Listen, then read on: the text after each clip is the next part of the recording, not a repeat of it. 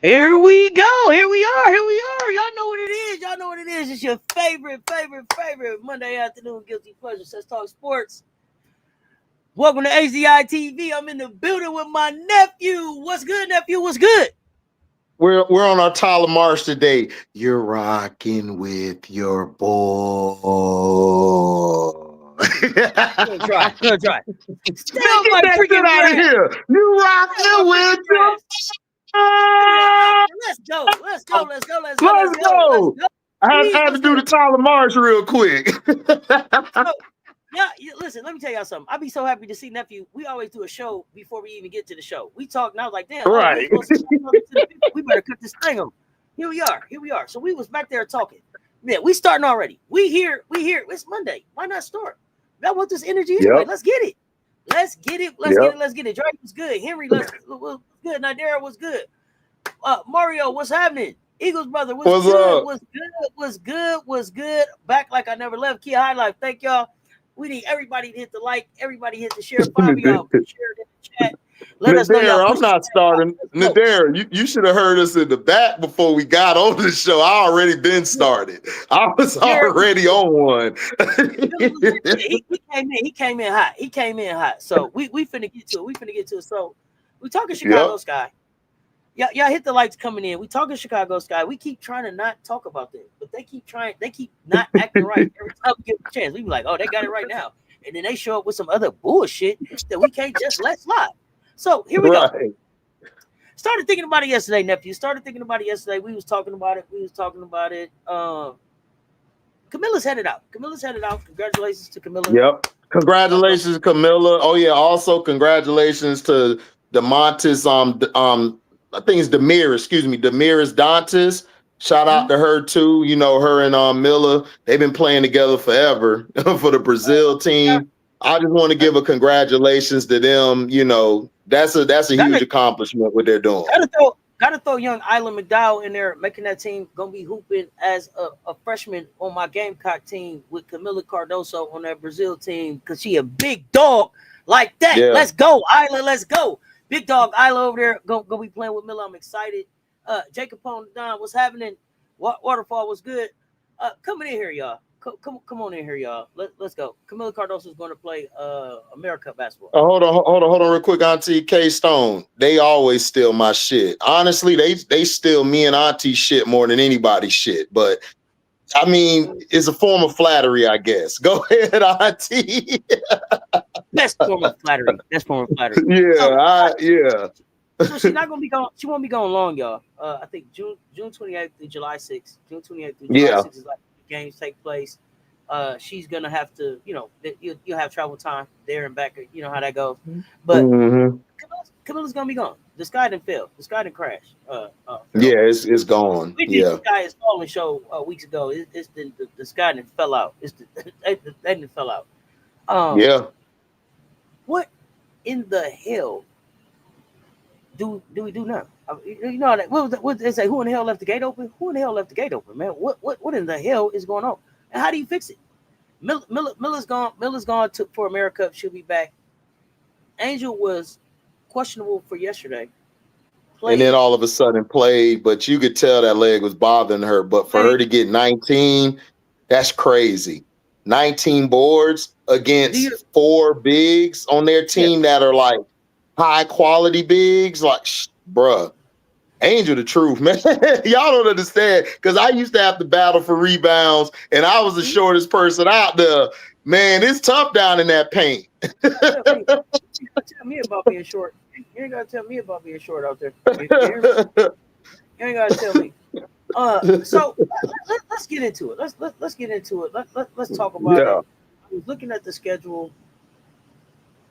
What can Chicago do with no Camila Cardoso? I mean, and the reason why I'm really talking about Camila being gone, right, and them having to still play is because we saw them choose to go with E-Dub, right? Right. And she had a good game. But is that sustainable? Yeah. You went away from Camila Cardoso for that. We didn't get the win. To me, if you put Camila Cardoso back on the floor yesterday, Chicago Sky don't have to lose that game. So what did I miss, and where is it going? Where are they going from right now? All my roles 100 say nothing. The season is a wash. All my roles. They just came in. They just opened up the door like, "Hey, F all that, Auntie. This a wash." Didn't even nod. Didn't say, "Hey, Auntie." Didn't say, "Hey, cuz." Look, just busting the door. And I saw a new name. I saw a new name come in. I saw a new name. Allie. Okay, listen. I came in. I saw a new name. It was gonna say, "Hey, how you doing?" Oh, she said Allie is fine. Yeah, okay, yeah. We know you fine. You just came in and said, "F all that. We suck." Allie came in and kicked the dough in like they can't do nothing. The season is a wash. And what are you talking about? Anyway, no. She said, Allie, "Boo." She said, "Ain't nothing they could do. They wash. Season a wash. Get them out of here."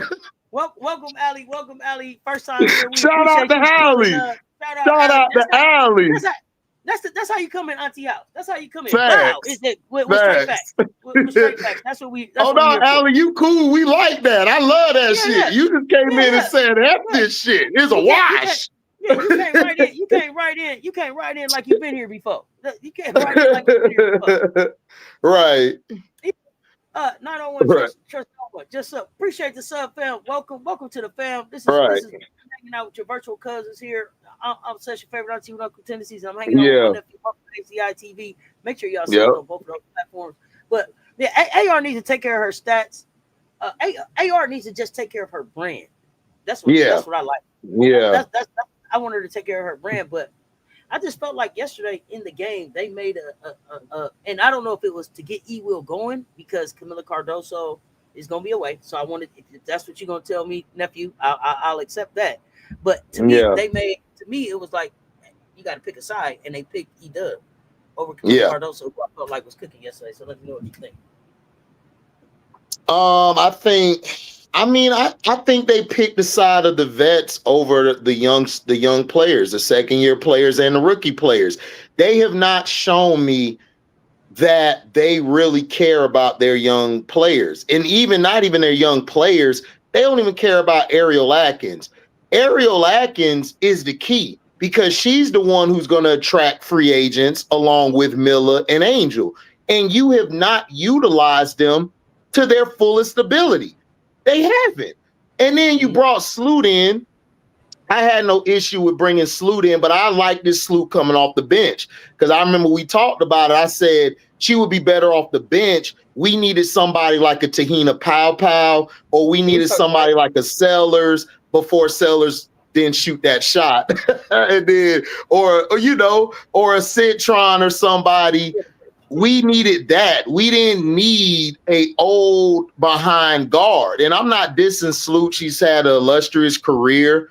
But she's never been to me that point guard that Milla and Angel ever played with. Milla and Angel played with a point guard that was either a facilitator / defensive demon, or they could score. They could score from any level. They can also play without the ball in their hands. They can move the ball around and run through the sets like they're supposed to.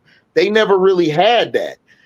In the pro level, the closest to that was Kennedy Carter last year. That was probably the closest to a point guard style they played with, that of anybody else they played with. So I'm trying to figure out what you still have no identity. You still have not put you're choosing your vets over your young people because Milla has had some great games these past 4 or 5 games, and you bench her for no reason.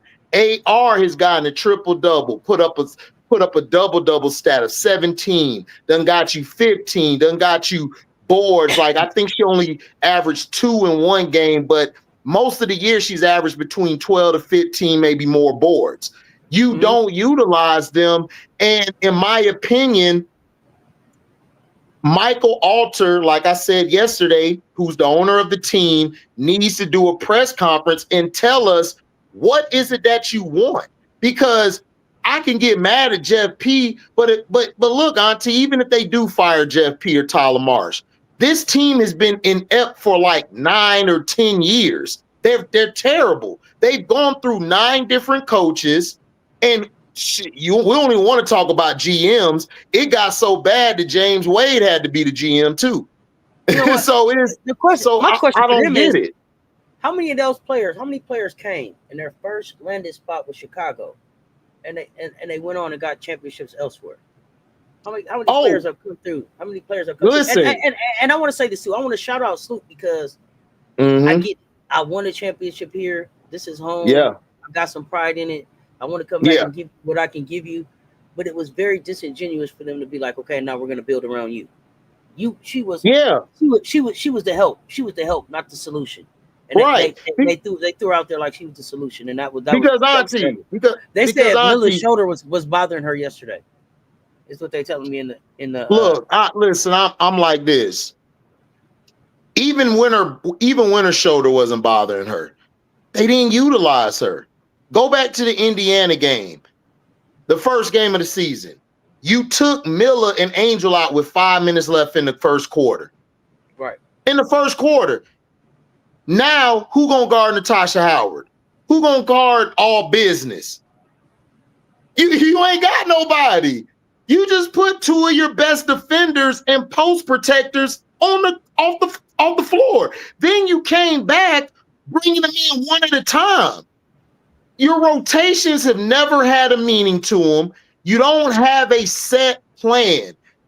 You should have, what I said before the season, they should have went with Camilla and Ariel Atkins and Angel as your focal points for the offense. I said that from the beginning because if you focus on them and less on Kia Nurse, Beck Allen, and these people, the sky would have been a lot better going into this game that's coming up.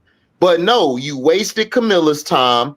You're wasting Barbie and Camilla's second year. You're wasting Ariel Atkins, who is a perennial all-star, all-WNBA, one of the greatest two-way players we've seen in this game, and you're wasting her talent. You're not giving her a chance to try to get better. Then Michaela, I've been hard on Michaela. You know I'm hard on Michaela. But Michaela looked at so much better last year with Teaspoon than she's ever had this year with you. And you don't even know how to play her. When she started doing good in the game, you bench her for most of the game and then bring her back with 5 minutes left in the fourth quarter. What's she going to do with that? She can't do nothing with that.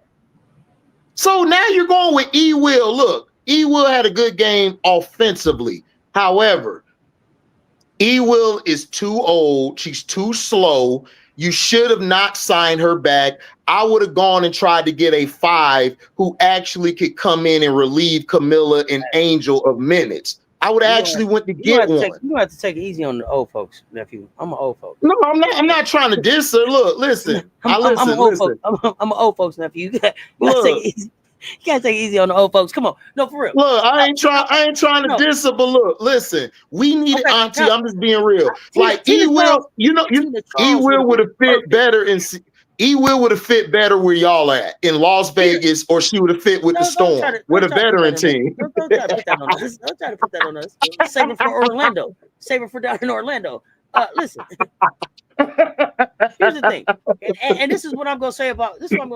Will. This is what I'm gonna say about E. Will. E. Will looked way better in the preseason because I was like, dang, E. Will look good back from the knee thing. You did? You thought so? I thought she looked. I was like, man, back from the knee injury that she had. I didn't like that Brazil game. But I was the minority. I thought they didn't look good in the Brazil game. But what I was the minority. What I gotta admit is that it seems like she's been a step slower every game since then until this game that just happened. But here's the thing. E. Will, as much as we need for you to score, we also need for you to be able to deal with all business down there. When Yes Jesus Loves Me got to going down there, somebody got to stop that tank. When Aaliyah Boston get rolling, somebody got to stop that. So can E. Will do that? Can she do that consistently? That's the same thing I was asking about Chelsea. Like Chelsea, you had Chelsea play 35 minutes yesterday. Are you going to ask Chelsea Gray to have to play 35 minutes every game? So, I get it. E. Will in spots, but has E. Will ever really just been a defensive stopper, which is what I think. No, she's not. She's not a defensive stopper. She's more of getting an offensive rebound and can score. But she's never been a player to shut you down defensively. That's just not her game. To me, she would fit better on a veteran team. This team needed to go young. They needed to stay youthful so your talent could actually grow, because these vets, they're still a part of the old guard. They're not going to listen to Angel or Camilla, no matter how much input they got. They're not going to listen to them. You needed to go all youthful. Michaela, I had no issue with bringing Michaela back, because Michaela to me is a solid bench player if she's used right, and potentially could be a starter if you use her correctly. But if you don't know what to do with her, you got to let her go, because she's just going to be another body taking up space for no reason.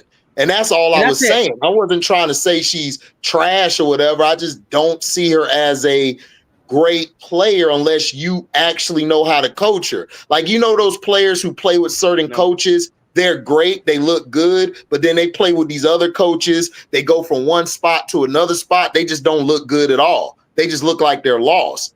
So she needed the right coach who knew how to unlock that out of her. And I think T-Spoon would have helped her.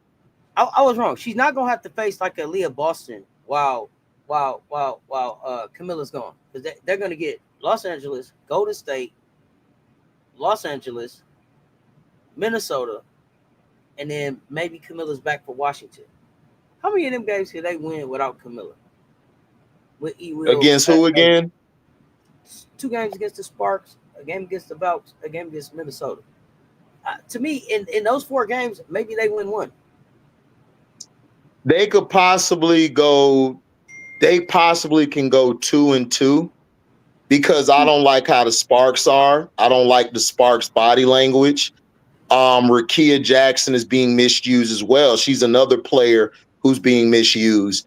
She's not feeling comfortable. You could tell the shots she takes, they're more forced, because she don't know when she's gonna get the damn ball back, especially with Kelsey Plum out there. And I think they could beat them twice because their defense is trash. But I can't go with this coach.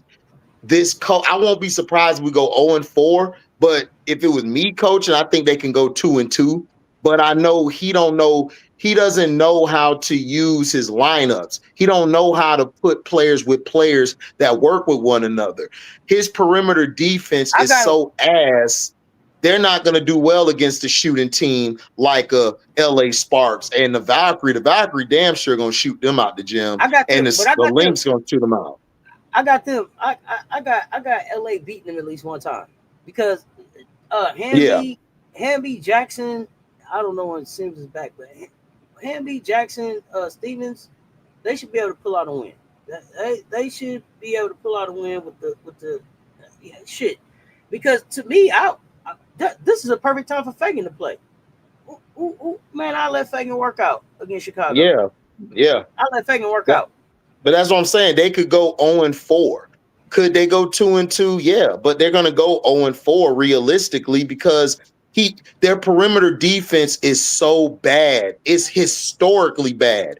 Every team that plays against them look like the Sacramento Kings from the early 2000s. Like, it's bad. It's bad.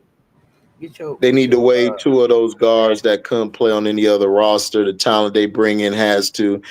Yeah, but look, Black and White Reacts, I've come to the realization they're not going to do shit, because this starts with the owner, Michael Alter.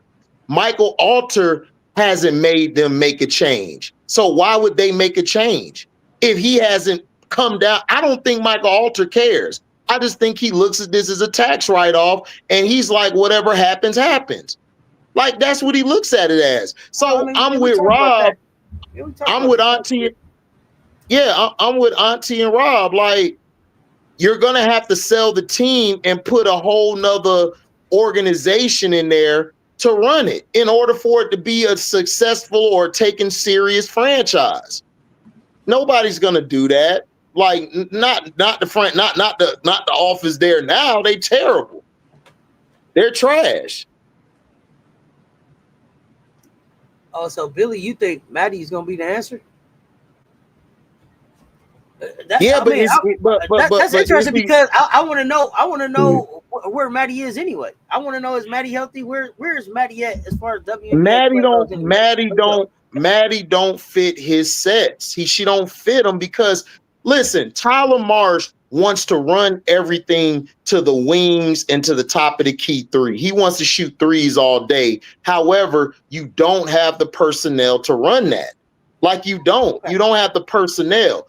Your personnel is terrible. Kia Nurse is a bench player or out the league on another team. Banham is out the league. Rebecca Allen need to be on the bench. You don't have anybody else who could fill those roles and shoot the three. So instead of him adjusting, saying, you know what, let's start running things to the mid-range and through the post, you got 2 posts down there who could play. You got a guard in Ariel Atkins who has one of the prettiest mid-range shots we've ever seen and 3-ball. You don't utilize them. You don't utilize them at all. And we know that Sifka is the one that they really want. But I want to talk about this right here. It's not really that the roster is totally awful. On paper, it's better than last year, except for Ken. But so what if it's better than last year? It's still awful. Even on paper, who does this roster beat in the WNBA for real? How far does this roster go on paper? And we they got to get off the paper and get on the floor. So when they get on the floor, tell me, who do they really match up against? DW. That's a sincere question, because even when I look at them on paper, they're not scary. It's not scary. It's like, oh, they got Camila Cardoso. Oh, they got Angel Reese. And then I keep looking at the paper and I go, who gonna get the ball to her? Mm-hmm. Man, look, your problem. Mm-hmm. You don't. So that's what I want to know. What do y'all see on that roster? Listen, y'all, we have no wings at all. We have no defenders at all. We don't have any shut outside of Ariel Atkins, like on the perimeter, who plays defense. Nobody plays defense. You know what I'm saying? Yeah, I mean, we know that, DW, but that's what I'm saying. That's what I'm saying. It's a philosophy issue then. If you know you don't have the personnel to run your sets, you have to switch your sets. That's what great coaches do. Great coaches don't sit there and let the player run their sets. No, they put players in their sets that fit them. Look at Cheryl Reed. Everyone on Cheryl Reed's roster could run her system. Diamond Miller is probably the only one who kind of is an anomaly in her system, but she fits well because she brings energy and she does all the little things to help you win the game. That's what she does. Who do you have on this roster that fits what he wants to do? He don't have anybody. Like, he don't have anybody. Like, he thinks that Kia Nurse and them are just going to wake up and start making shots. No, Kia Nurse and them are specialist players. They're not two-way players. They're not, they're specialists.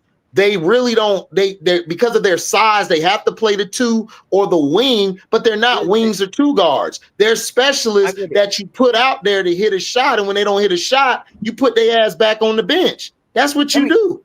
I got you. Let me DW, you said that the Valks don't look scary on paper, but what they cooking motherfuckers, they is. But you know how I know that they're gonna cook motherfuckers? They didn't look scary on paper, but I didn't give them no respect until they got on the floor. What you're talking about looking scary on paper, we didn't see it on the floor for how many games?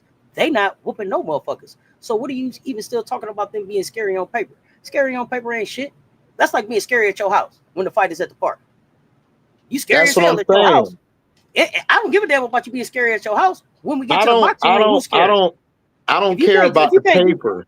Yeah, we don't. I don't care about the paper. On paper. You play basketball on the floor. I don't give a damn. On paper. There's been plenty of teams that look the best on paper, but then when they got on the floor, they got their ass whooped.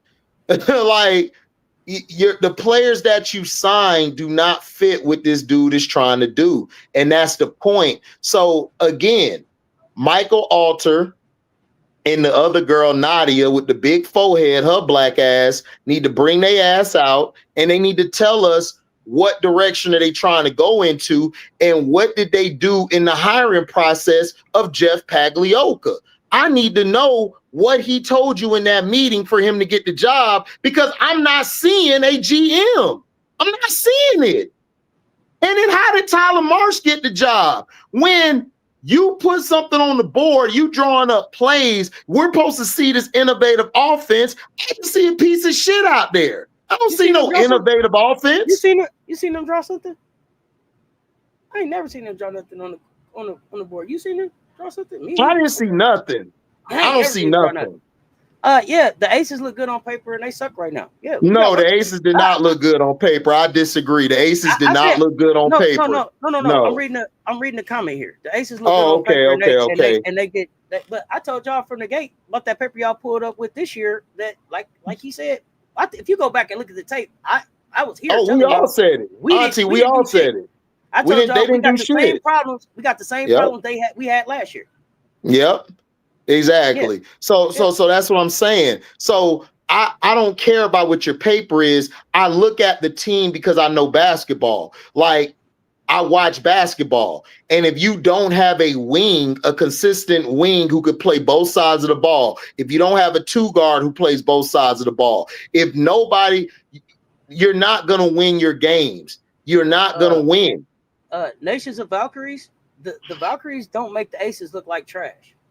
The Valkyries make the aces look like Natalie Nakase was doing the goddamn job. That's what it look like to me. They don't even make the aces look like trash.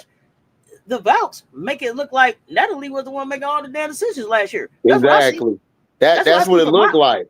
From my bird's eye view, it looked like Becky is having a problem in Las Vegas. Marsh is walking in circles in Chicago, and Natalie took some players that was 7 to 12 on benches last year and is making a goddamn run for the playoffs. So I don't know what everybody else. I don't know what everybody else see, but I'm here to talk about basketball. And what I see is Natalie must have been the X's and O's and the defensive person in Vegas last year. But that's where I'm at. Yeah, y'all talk to me. Let's go. That's what I'm saying. And then not only that, I'm trying to figure out what was your plan. You have 2 picks, 2 players who were the most outstanding player in the tournament, who won national championships as 2 of the best on their team, and you don't run anything for them. You brought AA in for what? You could have kept that 3rd pick and just drafted Citron. Citron over there showing you that you dumb as hell. You could have drafted Citron, then you could have got a Tahina Pow at 10.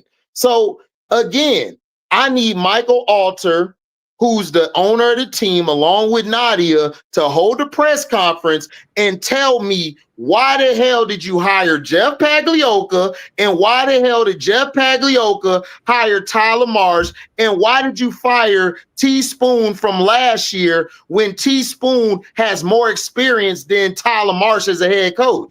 That's what I need to know. I need the answers. Ownership got to go, nephew. But remember last year. See, Chicago acting like they just all that. You know what I'm saying? Like they the fine girl at school. You understand? Ain't nobody asking for your number for real. When it was an opening at your spot last year, 2 people applied. Teaspoon and whoever you didn't pick. Right. So for you to run out and fire her like all of a sudden because you got Angel and Camilla. See, to me it was like everybody was doing a bait and switch. Yeah. You bought Teaspoon in here and had Teaspoon thinking, hey, build a team that you can work with, sell them on what it is that you can do, sell them on what it is that we're doing here. And Teaspoon's trying to do that. And then the minute she do that, man, they put her in the revolving door, put her out, bought Tyler in here, and now they want us to buy into this bullshit. After they upped the prices on the tickets, made it more expensive for everybody to get to the game, and then and they want us to buy into the bullshit. And ain't nobody calling them back on it. So for me, I'm not at the coach, I'm not at the GM, I'm at the ownership. Because that's who's selling the lie back to the city. That's who's on that bullshit. Right. And this also, Auntie, for sure. And also to add to what you're saying, like, why not make, like Ali said, why not make, or Ali or D-Dub said it, why not make Tyler Marsh the first chair or the second chair? Like, that would have been better. And then you could have gone from there and keeping Teaspoon. Then you could have got Raina Wakama, and then you could have moved them around. And to me, Teaspoon would have been a better head coach, and you would have had a better direction because Teaspoon would have had a better direction because she already established defense, toughness. We gonna fight. What Sidney Johnson took over there to who? Washington. There we go, Mim Koki. That's where I was finna go to right here. What kind of organization are you? Sidney Johnson is sitting over there in Washington with all that young talent and all the people balling, all the people out the Sky organization having a good time. How did you let him get out of Chicago? Because about basketball, he wasn't soft. He wasn't soft. He wasn't going to take that bullshit. Look, I watched Sidney Johnson from the beginning this year to the last game against Dallas. Sidney Johnson comes off as, I don't take no shit. He don't have to say it. It's how he walks in that bitch. See, sometimes you don't have to say, you don't have to be the loudest person. You can walk right in that room, and by your demeanor, by how you walk, your sternness, I run this shit. And you gonna know I run this shit. I don't think that organization wanted a black man like that. They wanted a black man like a Marsh who's unsure of himself, who don't look like he can wipe his ass. His wife probably need to wipe his ass. Just all type of stuff. He don't even look like he can tie his shoe. That's what gives off to me. He's not confident. He's incompetent. He doesn't know what he wants to do. To me, he doesn't come off as a strong black man. He comes off as he sits down and he pee. Sidney Johnson walking that thing and say, I'm gonna walk in here, I'm gonna do my job, whip it out good, and I'm going home. That's what I get from Sidney Johnson. I don't get that from Tyler Marsh. So how am I gonna respect you as a coach when I don't see that you really do that? I don't see it. But here's the thing. Here's the thing, and that's it. That's it. That's the walk it. It's that walk it like I talk it. Make me want to run through the wall for you. Even if you wrong, even if you jump wrong. If you fight, we all fight. We're gonna get on the bus and talk about it, right? We're gonna get back on the bus and talk about it. Hey, don't you start no shit up no more. Now we will say ass, but don't you start no fight like that no more. We'll have that conversation after we can finish taking care of this out here. They don't have that type of camaraderie. They aren't coming together like that. And what I believe is he thought that he was gonna bring some sisters in there and tell them what to do, and now he's in there. He can't say a fucking thing. Can't say nothing. It's too many strong women in there, and then the strong women that are in there are not able to. None of them are empowered to be the boss. So everybody can only do what they can do. But you can tell the way people are coming off the floor. He don't even he be off to the left over here for the camera to just catch him. Tanisha Wright is out there. Courtney Paris is saying something to people. The people talking to each other. It ain't a whole lot of. It's not a whole lot of coaching and then Raina let's go. And then Raina Wakama just sitting there like, I could coach this roster. Like she comes off as I could coach this team, but I got too much incompetence around me. She just looks like it. That ain't what she's saying. See, that's what she's saying. Are you gonna? No, she's not. Are you gonna be honest? Have a conversation with Auntie today on Monday? Because it's just me. Yeah. Raina's looking at this like this some bullshit. Let me tell you what Raina's saying. Let me tell you what Raina was saying. I would cuss all of them out, but they'll take my goddamn visa. Exactly. That's what I'm saying. But Auntie, we're saying the same thing. Yeah, we're saying the same thing. Like she knows like I can coach this team, and Raina knows I can make Angel and Milla into like ballers, but she knows I can't do it because I got all these puppets around here, and I got a owner and a GM and president who are all, they just like the glamour and glitz, but they want to run it like it's supposed to be a choir or something. It's supposed to be choir shit in here. Like we're supposed to have church. No, I need some demon time. I need to be on demon time right now. I'm gonna pat you on the back. I'm not gonna do that. DW said what she did was historic. So I would come into the meeting and say, everybody who did something that they in the history books for, raise your hand. Okay, if you can't raise your hand, shut up. So now the only people that's talking is people that did something. Yes. Raina talking, Camilla talking, Angel talking, people that did something. People that did something. Who? That's what I'm saying. Yep. You say someone who went to the stadium said these players are going through something and it needs to be investigated. I don't know. Okay. Going through something. What you mean? You talking about with Chicago, or do you mean what team are you talking about? Yeah. You got to tell me. I don't know what team you're talking about because all I see from Chicago is the players are ready to choke the shit out this coach. That's all I see. Okay, and he said they're incapable. They don't even have the skills. Okay. It's not rocket science out here, though. It's basketball. At some point, they had to be able to do something, Alec. Goodness. Right. That's what I'm saying. Like, look, I done seen coaches with worse teams than this, and they were fighting every game. Hey. They were actually showing oh, we want to win. And they pull some of those games out. This team don't play with no heart. It's like, even when they're winning, Auntie, it's like they're ready to go home. Nephew, you seen that movie? They're winning. You seen that movie, Little Giants? Yeah. They can't even get together for that just one time. It might happen. One time. Just one time. Like one time. They can't do it. They can't do it. But is that because of leadership? Is that because the leadership? Yes, Auntie. Like that? Okay, Auntie. If you look, see what I took from Little Giants. Let's stick on Little Giants because I think people they don't understand the how do I say? It's one of those movies like the Any Given Sunday, The Replacements, the movie with the Remember the Titans, because Rick Moranis wasn't the coach that his brother wasn't even the player he was. But you know what Rick Moranis had over his brother? He could get personable with his players. He had the pulse of the team. He had the pulse. Sidney Johnson. Go look at Sidney Johnson. Sidney Johnson hasn't yelled one time until yesterday against the Wings. And you know what Citron and them said? They was like, well, we didn't know coach could, yell like that. He don't yell. But when he got hyped, that made me want to get hyped too. Because he has the pulse of the team. So when people come in here and tell me, I don't care. Look, throw the stats out the board. Throw the stats, throw the box score. If you don't have the pulse of your team, I'm sorry. You cannot coach for me. You can't coach. There we go. It's the problem.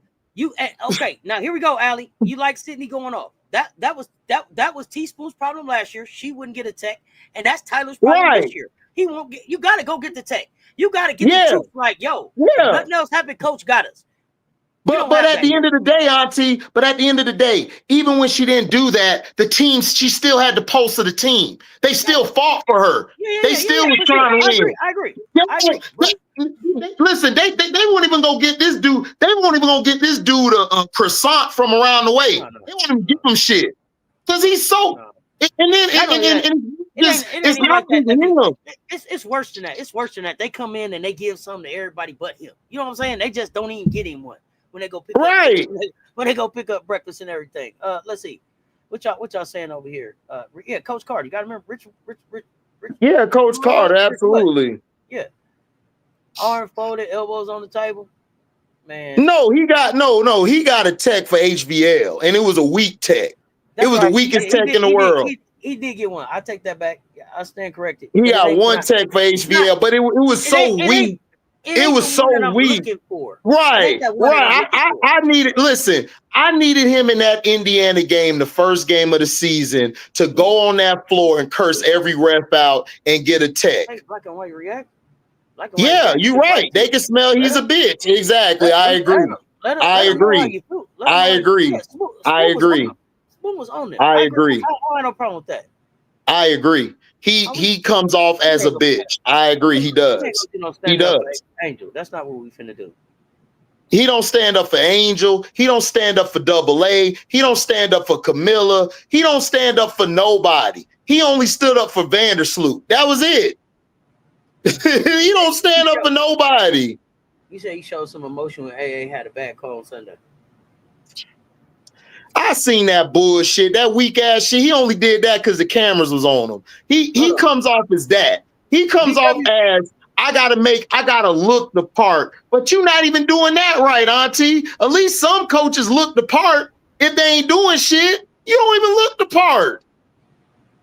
Like, listen, I've never seen somebody who is having a battle within himself to wear glasses or not wear glasses. Like, he don't even know what he's trying to do. He's battling, should I wear these glasses or should I just go without glasses? Wear these glasses or do I go without glasses? He don't even know. He's battling himself. Let me tell him this.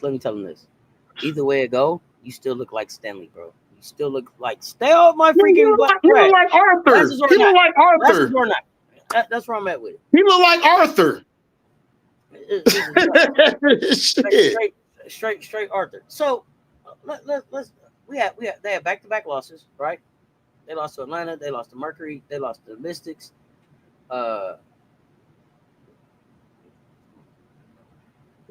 Which loss of the last 3 said the most about where the Sky are at right now? Washington, because Angel took her matchup with Kiki because Angel sees what they're trying to do. They're trying to use Kiki to try to get rid of her. And she knew, I can't let that happen. And she proved it.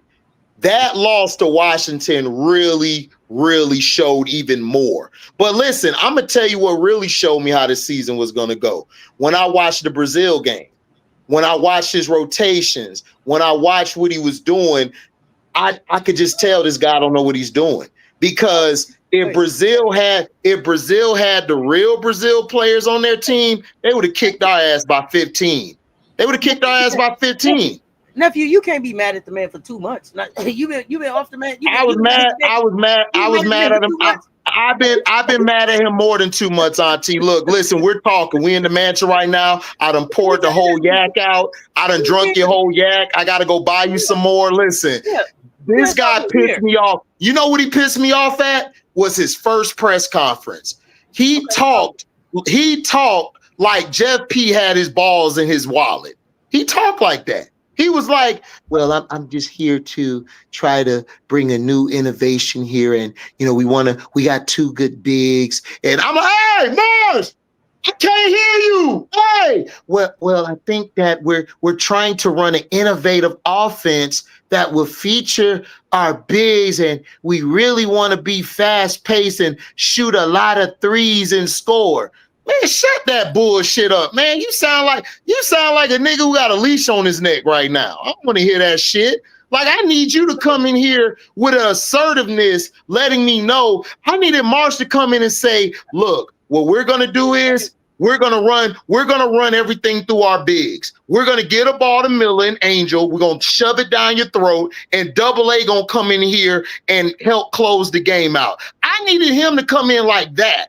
I didn't need him to come in giving me a spill about, oh, well, this, I got a journalist degree. Oh, I know how to put this word and this word together. I know how to make things sound good. I don't want to hear that shit. Don't threaten me with a good time and you give me nothing but bullshit. Don't do that. Don't be the chick to call me saying, yeah, we can do whatever. Then when it's time to get into action, oh, I don't even want to do that. You wasted my 2 hours. I could have been in something right now. You messing it up. That's what he did. He threatened me with a good time, and he came in. He was capping. They told you come over for the party and then put out the rules. Said nah. I thought it was just an NDA kind of party. I thought it was just an NDA kind of party, but now it's rules. Right. So okay, let's talk about it. Let's break him down. Let's break him down.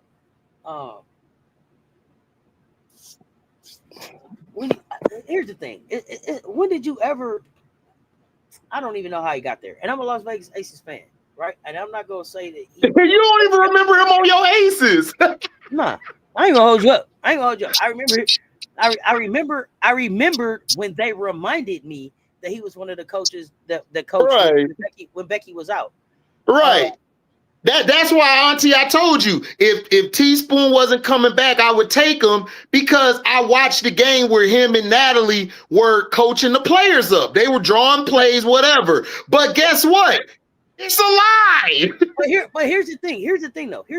Y'all, okay, so I say his name, and everybody's like, oh, man, he did a great job with J.O. and KP, right? That sound like, yo, hey, you need your haircut, man, he the one. If he a good barber, why am I calling him to remodel my basement? He ain't good at that. So why did they bring him over as a player development or a shooting coach? If his claim to fame is being able to pick somebody's shot, what the hell made him qualified to come run the show here? That's where I'm at. That's where I'm at. You said Tyler hates Angel and Camilla. God, dog, Ali, you think so? I don't even think he hates them. I just don't think he doesn't know how to use them because that wasn't the plan.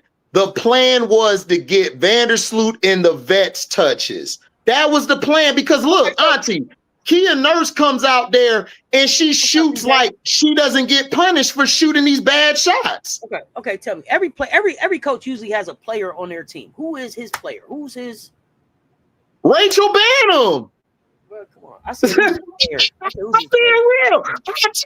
Auntie, tell the truth. You know it's Rachel Banham. That's why you got your hands on your face. You know it's Rachel Banham is his girl. Rachel Banham and Kia Nurse is his girl. Nephew, you know it. It is 2:57 in my city right now, 97 degrees. I don't have time for this foolishness now. I said, who is the go-to player? I ain't got time for that. Banham. That's his go-to player. That's Big Lotto to him. Okay, but here's the thing. Okay, here's where I'm having an issue with what's going on with Banham, right? Here's where I'm having an issue with what's going on with Banham. Because I felt like coming into the team, Banham could be something good in the locker room. Been here before, veteran, knows some stuff about the league. But never did I think that with her coming to be a presence in the locker room, would you try to make her the starting point guard or even the point guard? Like, why? You know why? Because Jeff thinks Banham is Mabry. And that's where he effed up at. I'm telling you, Auntie, look, it makes sense. Listen, everybody in the chat, Auntie, just listen. She hit those, before she hit those 8 threes, Auntie, where was she at? She wasn't playing. She wasn't playing. And she's been on like, what, 3 or 4 teams? She wasn't playing. Matter of fact, I don't even know who it was in the chat, but I remember it because she hit the 8 threes, and I was like, damn, she hit the 8 threes, man. So she needs to be hooping. And somebody in the chat said, oh, Auntie, she good for one of these games every season. Every season. I don't remember every season. If you're here and you remember saying that, let me know. Somebody was like, hey, you good for one of them a year. Don't fools go, Auntie. Fools go. Yep. She's fool's gold. Auntie, she was on the bench every place she's been to. She was in Minnesota with Nafisa in them. She was with Nafisa in them. She didn't play like that. Now y'all got to tell me, because everybody keeps saying it's the coach. So, bro, it's the organization. It's the organization. Me and you are in agreement with this organization, but it's organization. But for those of you who say it's the coach, you remember too, MJ. Thank you. For those of y'all who say it's the coach, if you could fire him today, who is the coach that fixes this? Who's the coach that can walk in and fix it? Who's the coach? Raina Wakama. Who's the coach that you can call right now? Raina. You already got her on the team. Raina Wakama could fix this team. Because look, Auntie, go ahead. Let me ask you this: if it's Raina, right? If you're saying, yo, it's Raina, that's who we're gonna pick. Right. Are you trying to keep those other 2 coaches? No, I'm firing Tanisha Wright and Tyler Marsh. Okay, right now. And that right now, question. I'm firing both of them. I'm firing both of them because I don't like how Tanisha Wright handles our young players. She's never been good at handling young players. She did it in Atlanta last year. Like she treated Aerial Powers like crap at times, and she treated what's her name, Nia Coffey, who balling this year. She treated Nia Coffey like she was an afterthought. I don't like Tanisha Wright when it comes to young players. And if she's going to be on my coaching staff, she can't be my first or second chair. She has to be all the way behind the bench. She got to be behind the bench, just sitting there with her non-dressing ass and her little ass dreads. Like that's where she need to sit. Would you take Christy Sides? Yes, as an assistant. Yes, as a third chair. Yes. Okay. Because Christy Sides is a good assistant coach, and she was an assistant coach in Chicago back in the day. She's just, to me, a head coach. I don't like her as a head coach, even though she did do good last year. I think she's better as an assistant coach more than a head coach because she has more heart in being an assistant than being a head coach. I don't know much about Christy Sides as an assistant coach, but I told y'all today that Caitlin Clark got drafted. Christy Sides got fired. Not because you were right. Not because she wasn't a good coach, but because that's what they were going to do because Angel was coming in, right? But what I liked about Christy Sides was Christy Sides tried to play the game with them for a minute. And she was like, you know what? Oh, y'all firing me anyway? I'm going out on my sword. I'm going out how I want to go out. Y'all going to play ball how I want to play. And then from when it's done, like she said her tweet, I left it better than I found it. I left it better than I found it. Look at AB last year with Chrissy Sides. Look at her body language. Chrissy Sides and her AB and her had one of the best connections I've seen from a coach and player. Like Chrissy Sides, you could tell she loved AB because Chrissy Sides, while she was going through all the backlash and the hate from the fans, the CC fans and the online, AB just pulled her to the side and breathed life into her. And that's a coach to me. When your player can come talk to you and breathe life in you and have your back, that's a coach to me. None of these players want to do this shit with Marshmallow Man at all. They really want to put him over some fire and light his ass up like a s'more. But hey, they can't. You know, that'll be illegal. They'll go to jail, so you can't do that. So King Stepper, why do you say that you calling her Wakanda, but why are you saying that she's not bringing any no value right now? So Chrissy Sides actually did a good job getting the fever last year. Is she allowed to do something? Because I haven't seen them talk to her. I haven't seen them consult with her at all on the bench. She just sits there. So like she doesn't get it. They don't even talk. You want me to be honest with you, King Steps? Tanisha Wright is running the team. She's running the offense and she's running the defense. Courtney Parrish and Wakama aren't being included in anything. They're not being included with anything. So let me ask y'all this. And the reason I asked y'all about the coach is because this. Okay, so if Rena, let's say they make Rena the coach, right? What will Rena get? What will Rena be able to get the organization to do that Tyler's not able to get the organization to do, as far as personnel, roster construction, that kind of stuff? Or y'all just saying that she doesn't have a voice, King Stepper? That's how I know, King Stepper, you don't watch the game. And DW, no disrespect to you, beautiful lady, you don't know what you're talking about.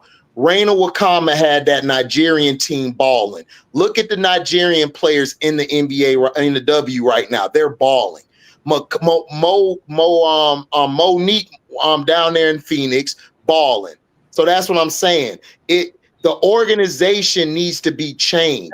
In order for you to put a Reina in as a coach, you have to change the organization. But if you're not going to change the organization, you're not going to win anything, even whatever coach you put in there. DW is agreeing with you, but I want you to stay. I want you to stay right here. I want you to stay right here with the organization.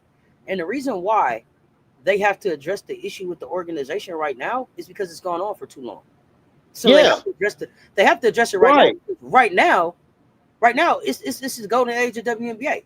So here's the thing. If they don't address the issue that they have with the organization, let's not forget that Kai Copper is over balling in Phoenix with AT and Satu Sabling, and she don't have to be over there if they would have figured out how to get her a meal in Chicago. She was okay with everything else, but she couldn't get a pregame meal. So let's think about all of the things that they have to do to be able to compete, to be able to bring in the talent that they need to be able to have to be able to compete in this league. Over the next 4 to 5 years, you're going to see more talent coming to this WNBA than we've seen come in over the last 10 years. Top level, big talent, top level, big talent.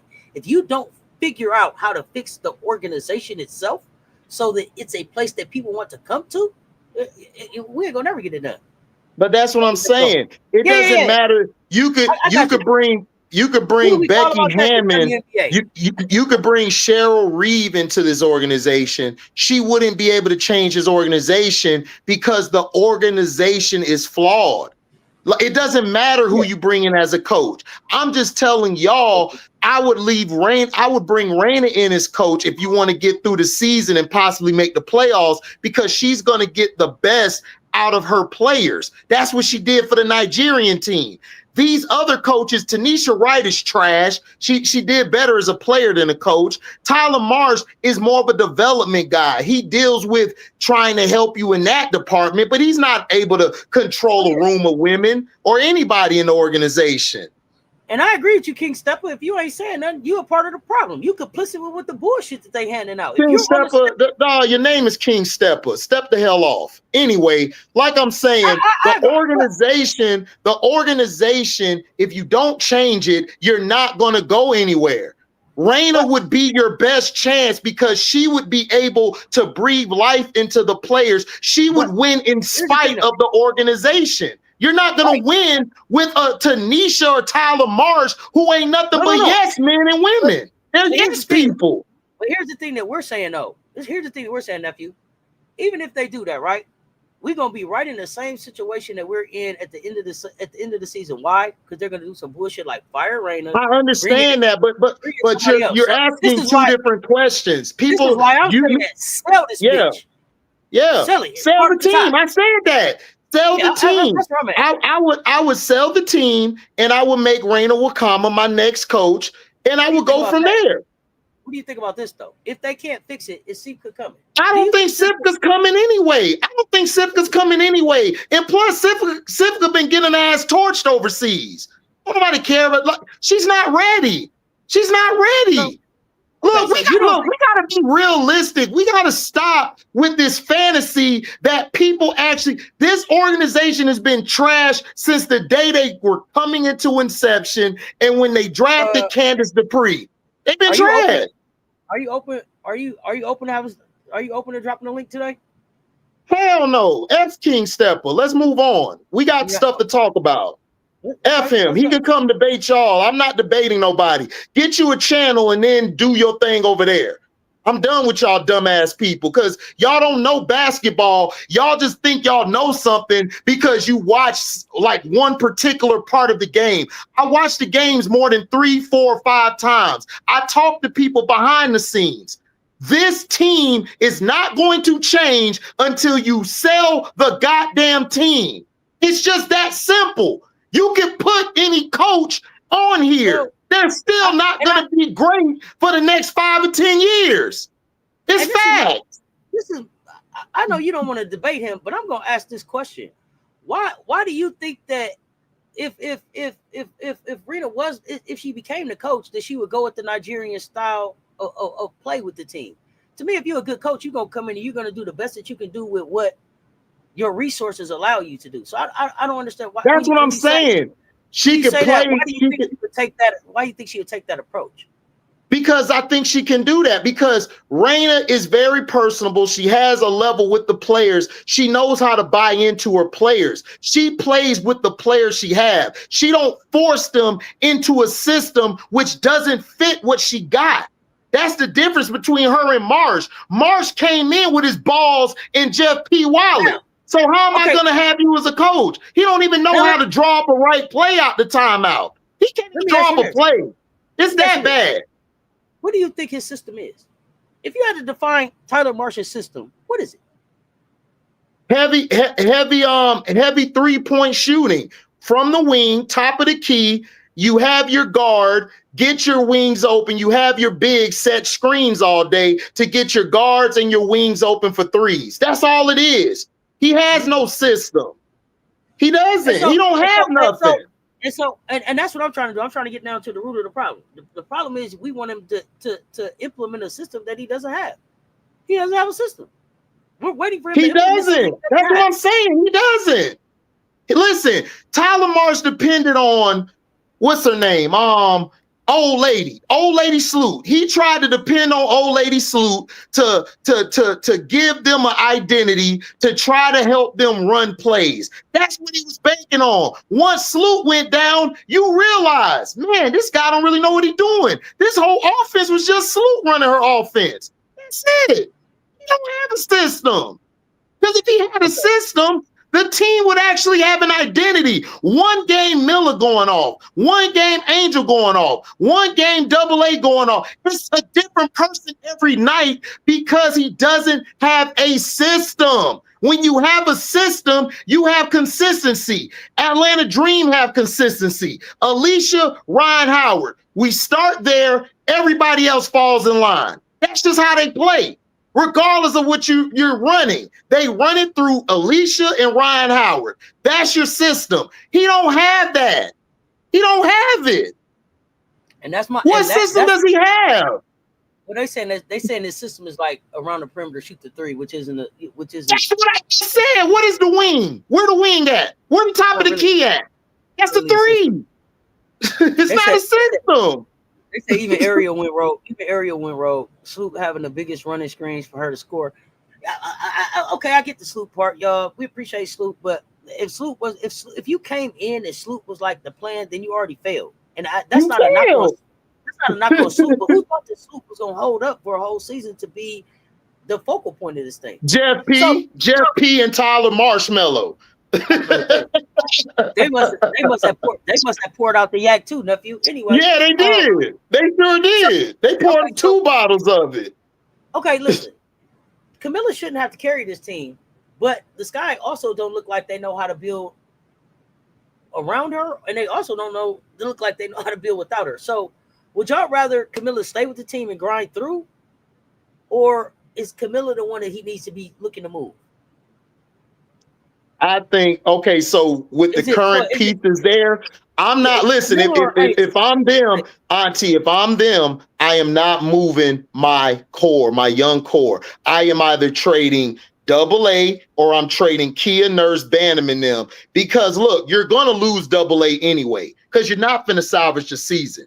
So you got to get some picks back. And next year, you're going to have to go young and you're going to have to go get a bunch of training camp contracts, just like Phoenix did. That's what you're going to have to do. That's what you're going to have to do. This season's over with. The season's done. And then I'm going to see if I can sign Michaela back, because Michaela works well. She already has a rapport with the young unit.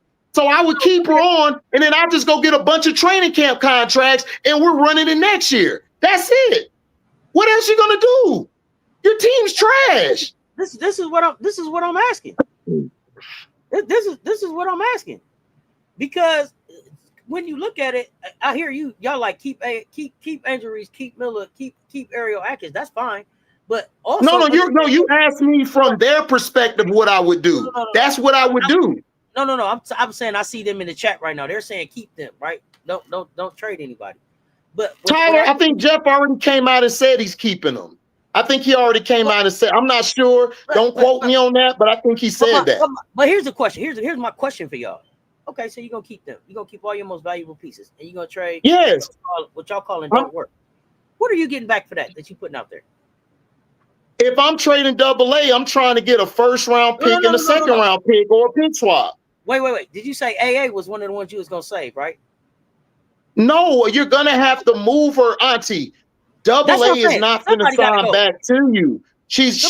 Look, I want to keep AA, but you can't, Auntie. AA has been so underutilized this year. You could tell she don't like the coaching staff. She don't like the direction. So instead of losing her for nothing, trade and get some picks.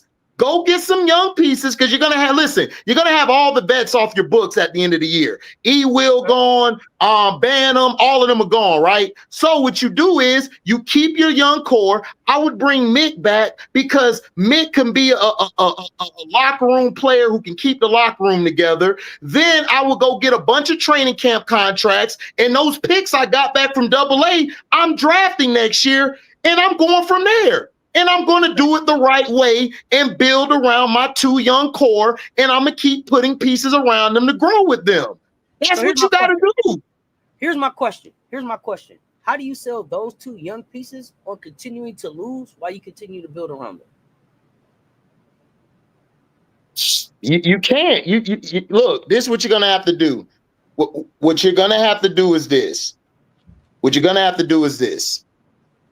You're going to have to, first off, you're going to have to apologize to your young core. You're going to have to apologize. You're going to have to get on knees apologizing for messing up their first 2 years. You're going to have to stay with a consistent plan. The owner needs to be in this meeting. I mean, Nadia, Michael, Jeff P, whoever you keeping around, they need to be in this meeting. They need to talk, and they need to say, look, we're going to lose probably again next year, but what we're going to do is we messed up. We apologize. We're going to bring in a bunch of young talent. We're going to have them grow with you. And that's all you can promise them. Now, if the young talent like Angel and Milla say, I'm not really feeling you, I want to go, I want to be traded, trade them like you did Dana Evans and Izzy to an organization that they can thrive under. That's all you can do. That's all they can do, Auntie. You can't sell them on nothing no more, because they're done with it. This is my fear. So all you can do is apologize and just beg them to stay. That's all you can do. But this is my fear. This is my fear right here.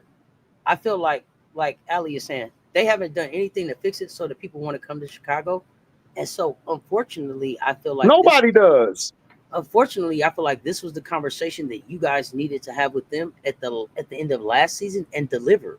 To come to them now, 2 years in, and ask them to continue losing as they're seeing players that they built, that they beat for national championships, come in and get playing time and have success. To me, at this point, it's unfortunate for Chicago. They had 2 skyscrapers that they could build around. But honestly, y'all, I'm going to be honest. In order to fix it, I think you have to send everybody away and start again fresh. You have to get rid of look, and get back what you can as far as picks, young players, and start from there. It is but you're doing two different rebuild things right now.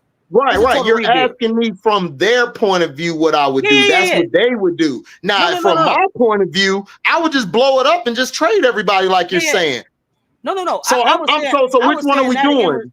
No. I was saying my fear, if that's their take. If that was their take, that's going to be their take, Auntie. What other take are they going to give? That's it. That's all they're going to do. They because you can't sell me on Teaspoon was the problem, and you can't sell me on that this other player Kennedy was the problem. So you can't keep blaming Angel for everything when your whole team is basura. It just is. It's basura. You know who the Chicago Sky is? They're the people who keep calling off work and forgetting they use that excuse already. You only got 2 grandmothers, man. This is the 4th time you called in to be off because your granny passed. We ain't got time for that. Y'all fooling around. Right. So can I ask why they didn't keep Diamond and Shields? What? They didn't keep Diamond and Shields because they made her a scapegoat. They made everybody a scapegoat. Yeah, they ain't got no more PTO. They ain't got no more PTO. They out of all the time. Yeah, she was injured. And Eldorado, you can get rid of Reese, but we've seen when Reese not on the floor, the team is still trash, bro. They're still not good. So whether she's there or gone, Chicago's still gonna be trash. Y'all, this organization has been trash since Candace Dupree was drafted there. That was their first ever pick in history. What's happening? So what are we talking about? I feel like Diamond and Shields was a shell of who she was. I'm just being honest. I don't think that Diamond and Shields was ever going to get healthy back to a point. The impact player that she was before the injury. Like, I mean, all of the stuff that she went through, the illness, learning how to walk again. Then I think she had a knee injury. All of that she went through, she was as good as she was going to be, and that didn't impact Chicago. I think Diamond and Shields showed up at the beginning of last season and gave her very best. The problem was that her 100% now is not the same 100% as it was three or 4 seasons ago. The problem last year was you got rid of Mabry. Mabry was the key to your team because she stretched the floor and she could get her own shot. When you get rid of somebody who shoots that well, all they got to do is crowd the paint, because all Kennedy gonna do is get downhill or get to the elbows or the mid range. And if her shot's not going, you're going to lose those games. It's just the facts. You could bring Kennedy on this team this year. You're still going to lose because she don't fit what they're trying to do. They're going to put her in the corner and make her into a spot-up shooter. Well, that's not going to work. I think what you got to make them realize is that, like, Kennedy was last season's solution. She don't fit in this model. She don't fit on this team. No, not at all. Not with this lineup. Not what they're trying to do. You don't have the shooters. You don't have the shooters for her. Like, Kennedy would be, you know where Kennedy would be great at? She would be great on the Aces or the Valkyrie right now. She would be great on those teams. Like, she would be great coming off the bench for the Aces, because she would give you that packing punch that you need off that bench, and it would open it up for the bench. She would do well on a team like that or New York or something, but she's not going to do good on this team. This team is trash. And then you don't have the coach who believes in her. Kennedy was great last year because she had a coach who believed in her. Now that you took that coach away, she's not going to play. She's not going to be the Kennedy you think she is. Go back and watch her in LA when she played for a coach that didn't give a damn about her. Go back and watch her second season with Atlanta when she played with a coach that didn't believe in her. She played bad. Like, y'all got to go watch. Y'all don't watch the games. Y'all only know last year. Nephew, the Chicago Sky going to fuck around and waste this duo if they don't stop treating this shit like they're wasting them now. Rollout. You know what I'm saying? They're wasting them now. Public relations. This is basketball going on. They're wasting them now. They're wasting them now. They're wasting them now. They are. Why in the world did Jeff P pass on Pow Pow? So King Stepper. Because he don't know who Pow Pow is. He don't know who she is. You keep saying he wrong. Type in the chat why you wrong. We're not dropping the link today, but instead of just keep saying he wrong, why? What is it that? What's your opinion? How is Kennedy Carter going to help this team? What did Kennedy Carter do in the second half of the season last year when she didn't have the stretch three, like the person shooting the threes to open it up for her? She didn't do nothing. It takes more than one player. The reason Kennedy was able to get off last year is because you had a consistent three-point shooter. She was streaky at times, but she was the most consistent. You had a big and post down low who got multiple rebounds and could control the paint. And then you had a coach who believed in her. Go look at the other stops Kennedy were at. In LA, she played trash. In Atlanta, her second year was trash, because she had coaches who didn't believe in her. Kennedy is a player who plays when you believe in her and you allow Kennedy to be Kennedy. If you don't let Kennedy be Kennedy, she ain't gonna give you shit. It's the facts.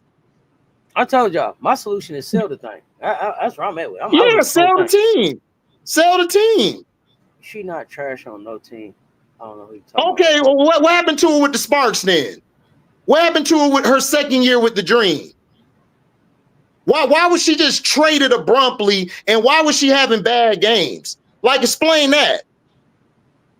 Explain that, King Stepper, since you know shit. Why didn't she do well in LA? And why was she not on why didn't she do well ATL second year she was there? And why did she not be in the league for 2 years? Answer that. I'm not hating on Kennedy. Kennedy is good if you believe in her and you put a team around that helps her. That's why she's being successful overseas, because they built the team around Kennedy. What are you talking about? I watched Kennedy's games overseas. I've watched her overseas. I watched her since Texas A&M. I know how Kennedy plays. What are you talking about? No, I'm not bringing you up here because you're sounding dumb. Everything you said has been stupid. So, look, her rookie season with Atlanta was great because their coach believed in her. Okay. Right. And then the next season, I think they either switched out the coach or they switched out the GM or somebody. But they didn't believe in her the second season, and she had a bad year. She got into it with teammates. She got traded to LA. She was out there playing. She wasn't playing well because they didn't believe in her, and the team was more trying to fit to NECA and Cambage. And Cambage was a head case. So it wasn't Kennedy's fault. It's just that you didn't believe in her. Are we talking about why Kennedy ain't in the league? No, I'm saying Kennedy, auntie. I'm saying Kennedy is successful because they built the team around her overseas, and she has a coach who believes in her. That's how she plays. She can't play on a team if the coach or nobody believes in her and the team ain't built for her. She can't play on that team. That's all I'm saying. I said that already. Yeah. No, I know that, but I'm telling him that. He keep telling me he would help this team. How would she help this team if the coach don't believe in her and the team ain't built for her? It's not built for her. Even if the team, even if we don't get to the point where the team is built for her, let's start right here. Who is the coach? Who is the coach in the WNBA still now that could coach Kennedy Carter? You gotta tell me, who could coach Kennedy right now? I mean, there's plenty of Who? I don't honestly, you know what?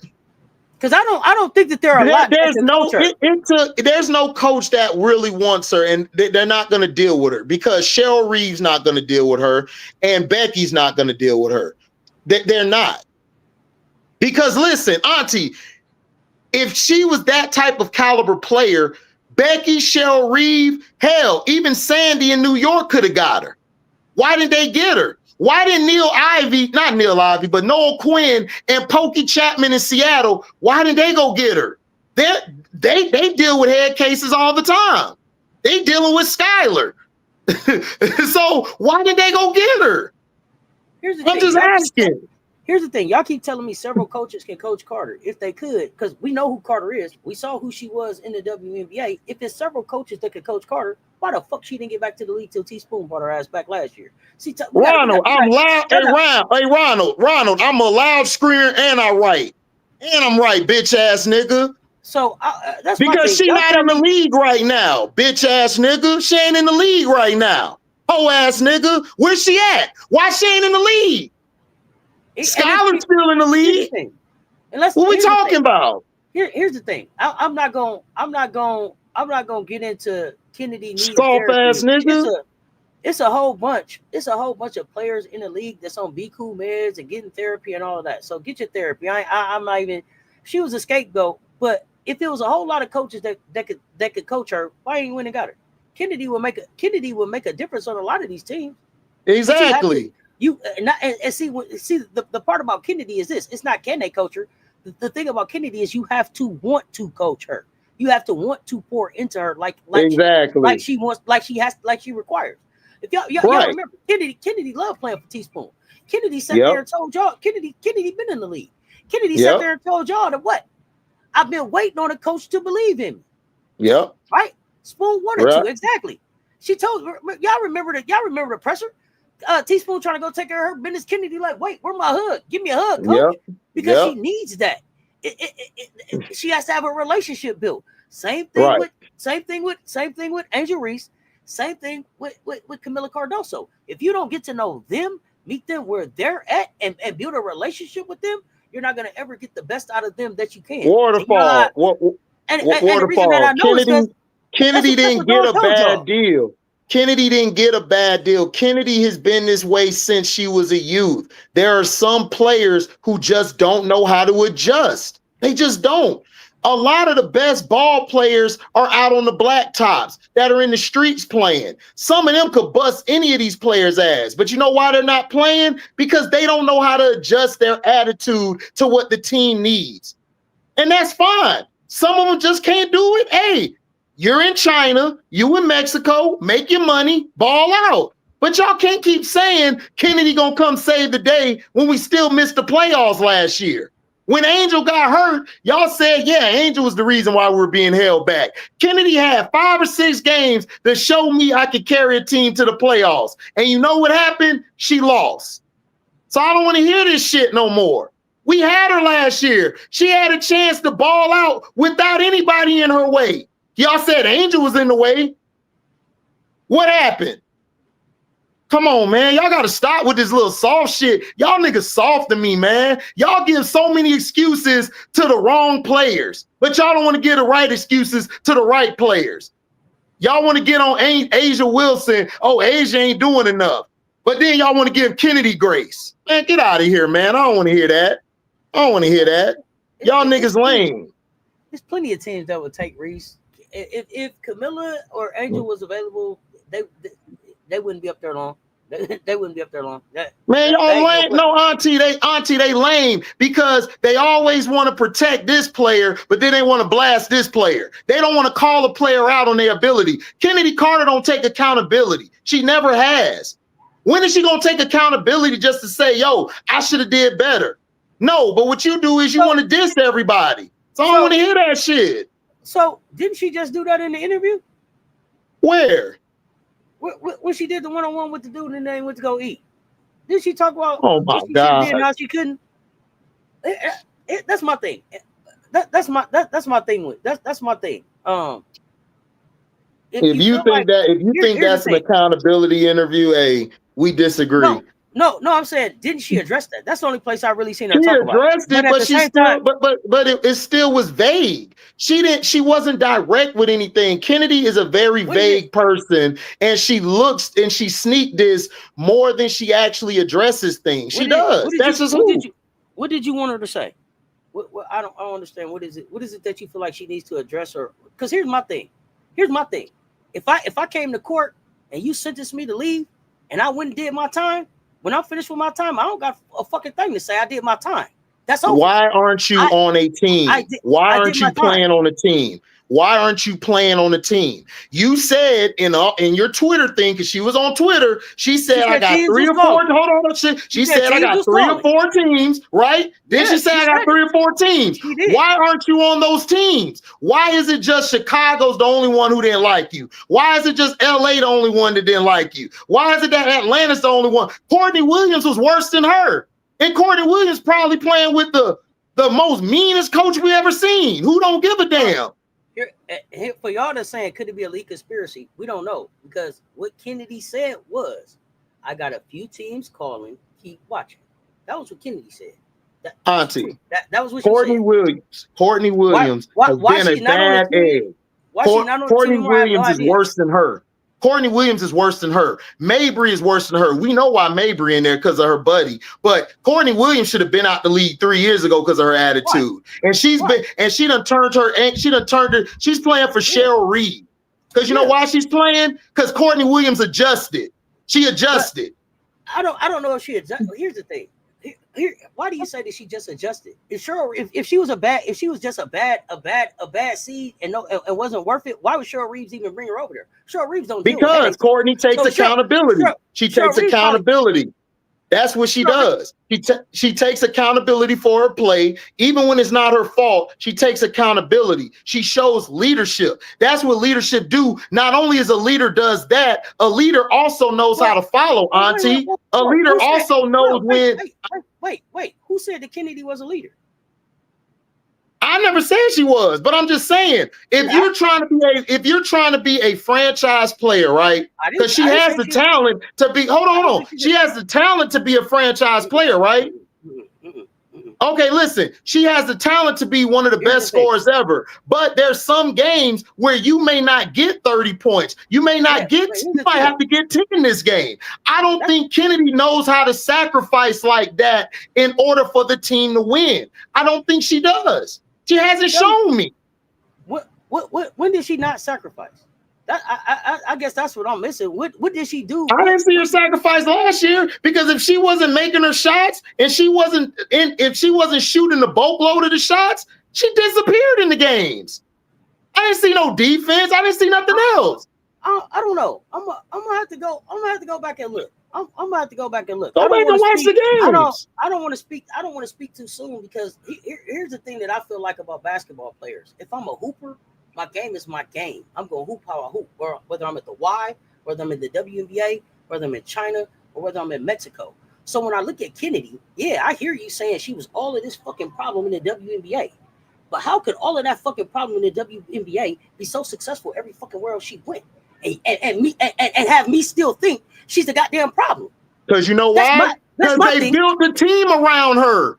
They built the team around her. They let her be herself. If you let Kennedy be herself, she can be successful. But you're not going to get that in the WNBA, Auntie. She don't have a resume like Asia. She don't have a resume like Fisa. She don't have a resume like Stewie. So what? That's what I'm saying. But here's the thing, though. If I'm struck out, tell me I got 3 strikes and leave me alone. They did give her her strikes. She was out the league for 2 years. Then she got picked up by Teaspoon. What I'm saying is right now, if you go on the WNBA app, she's still listed as a free agent. Here's the thing. When I stop fucking with a bitch, she off the list. She not in the phone, she not in the Instagram, we not following none of that. So she struck out, take her off the list. Everybody talking about it. I ain't effing with a bitch and she in my phone still. Look, we got 2 different perspectives, but we're not wrong. We're not wrong. All I'm saying is, if she struck out, then let's say that she struck out and people stop talking about her. But people keep talking about her like she could come back and be saved. My thing was, Auntie, because all of these people have not been watching the W as long as we have. They have not been watching Kennedy since we have. They just saw her last year balling out, because her game, I admit, is very entertaining. It's very ticket worthy to go watch. So of course they're gonna keep talking about her name, because Caitlin and Angel brought them to the game. So then they seen Kennedy Carter and these other players. They're like, oh man, I'm gonna check that out. Because that kind of reminds me of that Iverson and Steve Francis type of style. I've never asked you this question. I want to know. I want to know this. How much of do you think the hip check is affecting where Kennedy is at in the WNBA right now? That affected her with that affected that to me. That affected her. That affected her with like the Chicago owners. But I don't think that had anything to do with it. I think what messed Kennedy up was the bad rap she got in Atlanta, which it wasn't all her fault, and the bad rap she got with the Sparks, which wasn't her fault. That more was an organization. She just got dealt a bad hand, and she wasn't able to adjust to it. That's just all it was. So, I'm not saying that. I'm not saying I wouldn't want Kennedy on my team, but if I put Kennedy on my team, I gotta tell everybody, look, if Kennedy's on the team, we're gonna have to let her be the main focal point of the offense. She can't be the 2, the 3rd, or the 4th action. She gotta be the main action with the ball in her hand. And a lot of coaches, I've been around them, Auntie, my whole life, they are not going to go with that. They can't deal with a player 1 minute you cool, next minute you bipolar over here. So that's just how it is. If she had Teaspoon early in her career, Kennedy would have been having a 6-7 year career balling right now. She just never had that coach who could actually be there for her personally and mentally. If Teaspoon is back in the league tomorrow, how long does it take for Kennedy Carter to get back in the league? Kennedy's coming to the game. She's coming to the team. But it depends if the team allows her to pick her players to do what she did, like she did in her tenure last year. She was able to get Milla and Angel. If she got control over the draft or off of the free agent, yes, Kennedy Carter's in the league tomorrow. She's in the league tomorrow. Do you like Kennedy with Angel and Camilla as the first option? Yes. Okay. Because Angel and Camilla, their game still has to develop. So since I got somebody already that's great at what they do, that would open it up for them too, and it would open it up for the other team. Yes, Kennedy could play on this team now, but I don't have the right coach. I don't have the right GM. I don't have the right organization. Now, if Teaspoon was here, if Teaspoon was here in her second year, yes, Kennedy would be on the team still. If Teaspoon was here, she would. So, no, they're never gonna admit that mistake, and that's fine. That's fine. HD Dream didn't handle the situation properly. Dream jumped the gun before the situation. No, I agree. Look, I agree. Look, Kennedy Carter was dealt a bad hand and she didn't know how to adjust to it. Some people can adjust to it, some people can't. But that doesn't mean that she's a thug or a villain. No, she's not. Kennedy she has to be with a coach who goes 100,000% with her. If you don't do that, it's not gonna work. If she come to the team right now, right, Auntie? If she played on this team right now, how do you think her and Marsh gonna mesh? They'll look like Dejanay and dude on the sideline. Exactly. And guess what? She gonna be missing 5 to 6 games. Just a random injury. Come on, man. Okay, wait. Because that wasn't fair.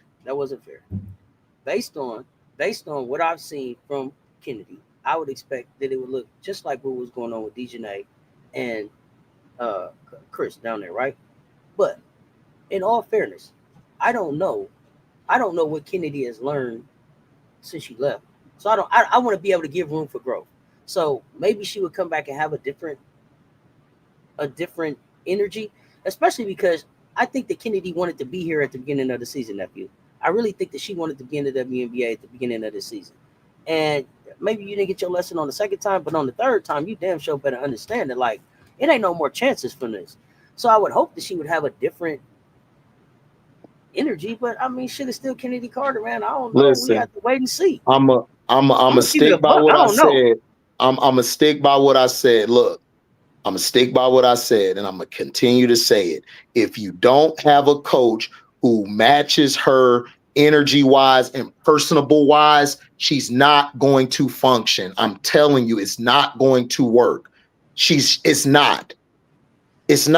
And and I'm telling you, I've seen players, I played with players like this. They cool people, they're good, but when something isn't going their way or they feel they're not getting the respect, like that top 25 list they put out, she feel like she's not getting respect, they're gonna get an attitude and they're gonna pout about it. Okay, that's what they do. That's just who players do. Okay, now remind me, did she pout about it and it cost them a game? Yes, it cost them the season. Because she pouted about not being on the top 25 list? No, when she didn't get picked in the top 10 or 5, where they had Angel ranked over Caitlyn and all them over her. It irked her. It pissed her off, and she pouted about it. But see, if she's a real baller gonna say, I'm gonna come to that court, I'm gonna bust your ass and show you I'm a top 5 player. So that's why I don't. That's my problem with her. And that's why I asked you the question: did she pout and it cost them the game? Like, was she pouting on the court? Like, they she was pouting. She was pouting behind the scenes. She was pouting because look, if I see a list and I'm not on that top 10. I'm gonna go to the court and I'm gonna bust your ass. I'm gonna do like what Satu did. Remember, everybody said Satu ain't do shit in Unrivaled. Satu ain't this. Satu been busting everybody ass. Remember, everybody was like, Gabby Williams ain't do shit last year. Man, Gabby a waste of time. Gabby busting your ass. That's a baller to me. That's a baller to me. A baller to me ain't somebody who gonna pout. This is why I don't respect Cece. Cece's not a baller to me. Cece's just a privileged girl who's able to shoot the logo 3. I don't look at her as a baller or a hooper. I don't. I'm not even gonna get in. I'm not even gonna get in her. I want to stay on Kennedy, and I want to ask this question. When Kennedy answered the question about when it came out that she was disappointed about not being picked, did Kennedy come out and say she was disappointed? Or was that in response to a question? I don't know. Did she say, "Oh, I'm mad I didn't get picked," or did somebody say, "Hey, what do you think?" And she let you know? Oh, she came out on Twitter. She came out on Twitter and said, "I'm tired of the disrespect. I'm tired of being disrespectful." And then she went and liked the tweet that was dissing her teammates. So that's what she did. That's all I want to know. That's all I wanted to know. I'm like I said, even after that, I'm still finna show up to the game and ball out. I'm not finna go take my ball and go home. That's just what she come off as to me. Okay. She reminds me of Alexis Morris. It's funny how they both have the same problem with one player. They come off as, I'm gonna take my ball and go home people. They don't take me as somebody who finna come and bust your ass. They don't. Enrique come off to me as, I don't care if I'm shooting 3 for 20. I'm finna try to bust your ass. I don't care if they saying me and Paige don't work. I'm finna come out here and bust your ass. So that's what I'm saying. That's what she take me as. Angel protected Kennedy too. Yeah, I don't remember, y'all.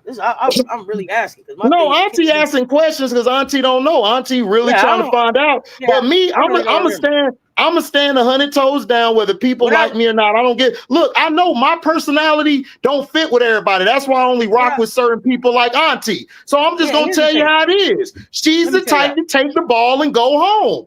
I don't see her as a player who's gonna come and fight. I don't see it. Nephew, this is what's fucking me up about to take the ball and go home. Why you only taking your ball and going home from the WNBA camp? You ain't taking your ball and going home from China. You ain't taking your ball and going home from Mexico. Because I told you why. You know why. You know why. Because they kiss her ass and they give her what she wants. When Kennedy gets what she wants and they spoil her, that's when Kennedy is Kennedy. That's how she got to play. She can't play in the W. She can't play in the W not because of her game. She can ball. I'm saying she can't play because of mental. She needs to be coddled to. She has to be the number one. She has to be spoiled. If she's not that, she going home. But okay. Let's stop. Let's stop it before the home. Okay. So most superstars are coddled. Most superstars are catered to. Most superstars do get some special treatment.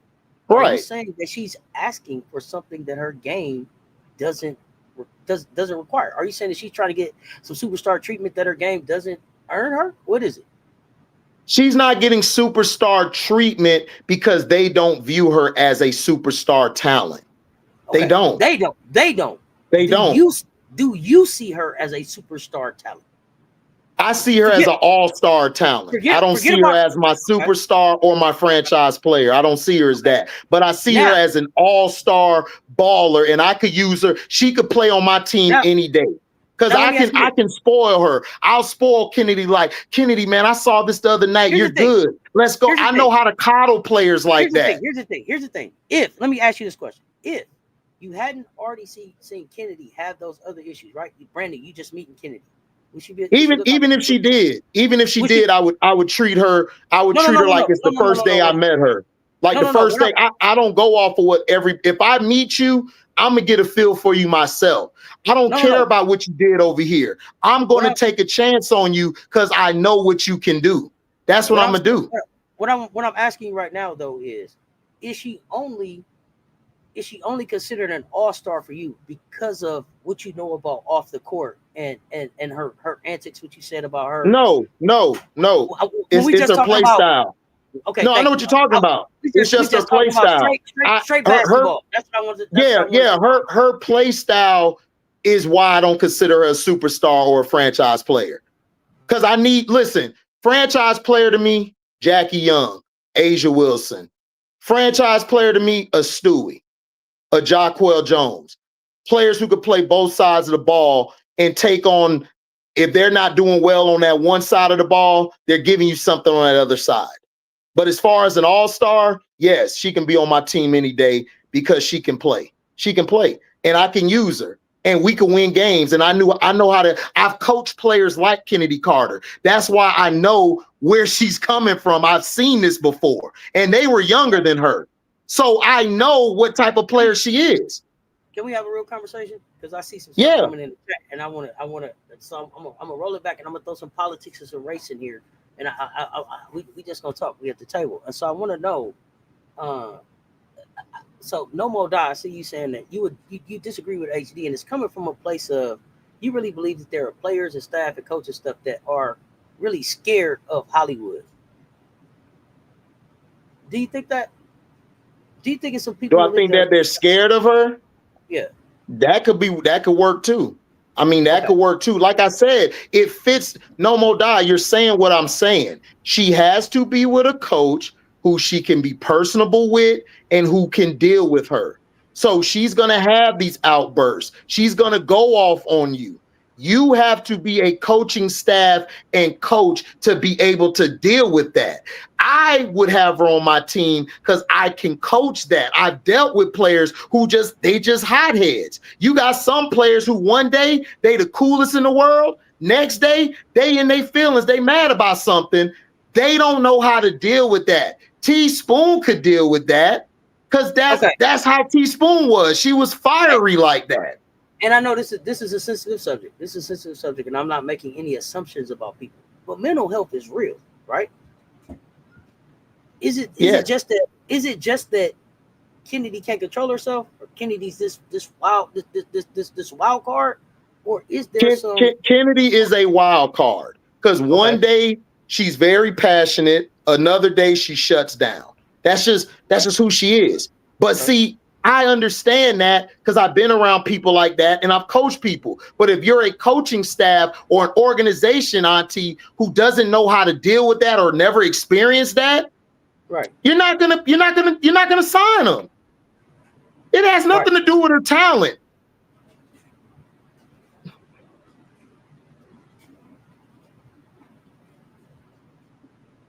She went off on Teaspoon's assistant. She went off on the one girl. Angel saw her the other day in Atlanta. They gave each other a hug. What's her name? She went off on her and Sydney and them. Oh, Ali, there are definitely some dynamics that we don't find in male sports. Well, we don't talk about in male sports, but I was talking about that with the guys the other day. There, a male locker room and a female locker room, two totally different things, even though they look exactly the same. Two totally different things. Exactly. The politics and everything that makes them work different. Yeah, Young. Yeah, Young. Her name is Young. Yeah, Ty Young or something. Yeah, Ty Young was on. Yeah, she went off on her and everything. From Love and Hip Hop. Yeah, Ty. King Stepper, you say I don't know her like that, but you're on my page commenting, so I know something. So what are you talking about? y'all be telling on yourselves, bro. It's funny as hell. Like, bro, and she don't play no great defense. Her defense ain't all that because Ariel Atkins and Sykes was cooking her ass all last season. She was getting cooked the second half of the season like it was like paper mache. So stop telling me she played defense. No, she doesn't. Go ahead, Auntie. No, I'm gonna move away from Kennedy and come on back around to the current Chicago Sky, who got a chance of doing doing something now with Chicago. Kenny Carter's making a max contract in Mexico. Why the Sky struggle? And I hope that she's That's fine. So get your money. Yeah, that's what she's supposed to do. Like nobody's saying she ain't no baller. Again, for you dumbass people in the chat, and I'm gonna say dumbass because I'm disrespectful. Because I'm really like that in real life. So I can talk how I want to. She can only play with a coach or staff who believes in her and who can deal with her. If you can't do either or, she can't fit your team. That's simple. Yeah. God damn, dog. Y'all niggas act like y'all 3-year-olds, bro. My nieces are younger than her, and I can tell them something and they listen. Damn. And here's the thing. Here's the thing. I'm not ready to be like her behavior is the issue. It wasn't no behavior things for real. There was some team shit that they needed based on what y'all saying they needed to tighten up, and maybe they needed to understand how you handle Ken. Like it was an organizational problem last year. That's what it was. Kennedy seemed like the type of player who, if you call her and let her know first, it's cool. If she see it on the TV first, then why I had to get that on the TV? Just like, it's how you communicate with her. So I like what you were saying about how you handle her, but she's not coming in there. She's not coming in now. No, we got. And I wouldn't want her to come into this bullshit. She good where she at. Oh no! Why you say you disrespectful? What are you talking about? I am disrespectful, nigga. And what you gonna do? You wouldn't do shit to me in real life, nigga. Real talk. You don't know who the hell I am, bro. See, y'all think because I'm up here on YouTube, I won't put hands on you little niggas. Kiss my ass. You disrespectful to bring what? I don't even know. But soft ass nigga. Go ahead, auntie. Forget them soft ass people, man. Go ahead. Y'all think she'll be back in 2026? Do y'all think Teaspoon is coming back in 2026? I think she could. If I'm a team, I would take a chance on her because look at what Chicago's doing. They trash. So it ain't Teaspoon, and they not gonna get no free agent. So if I'm a team like Dallas or somebody, I'm trying to bring her in or something. Because I think she can motivate and help the team. You know who should have hired her as assistant coach? Who? The Las Vegas Aces. What you? You know what? Yes, that's who I thought they were gonna do. I thought Becky was gonna do that. What you doing, Becky? You know what I'm saying?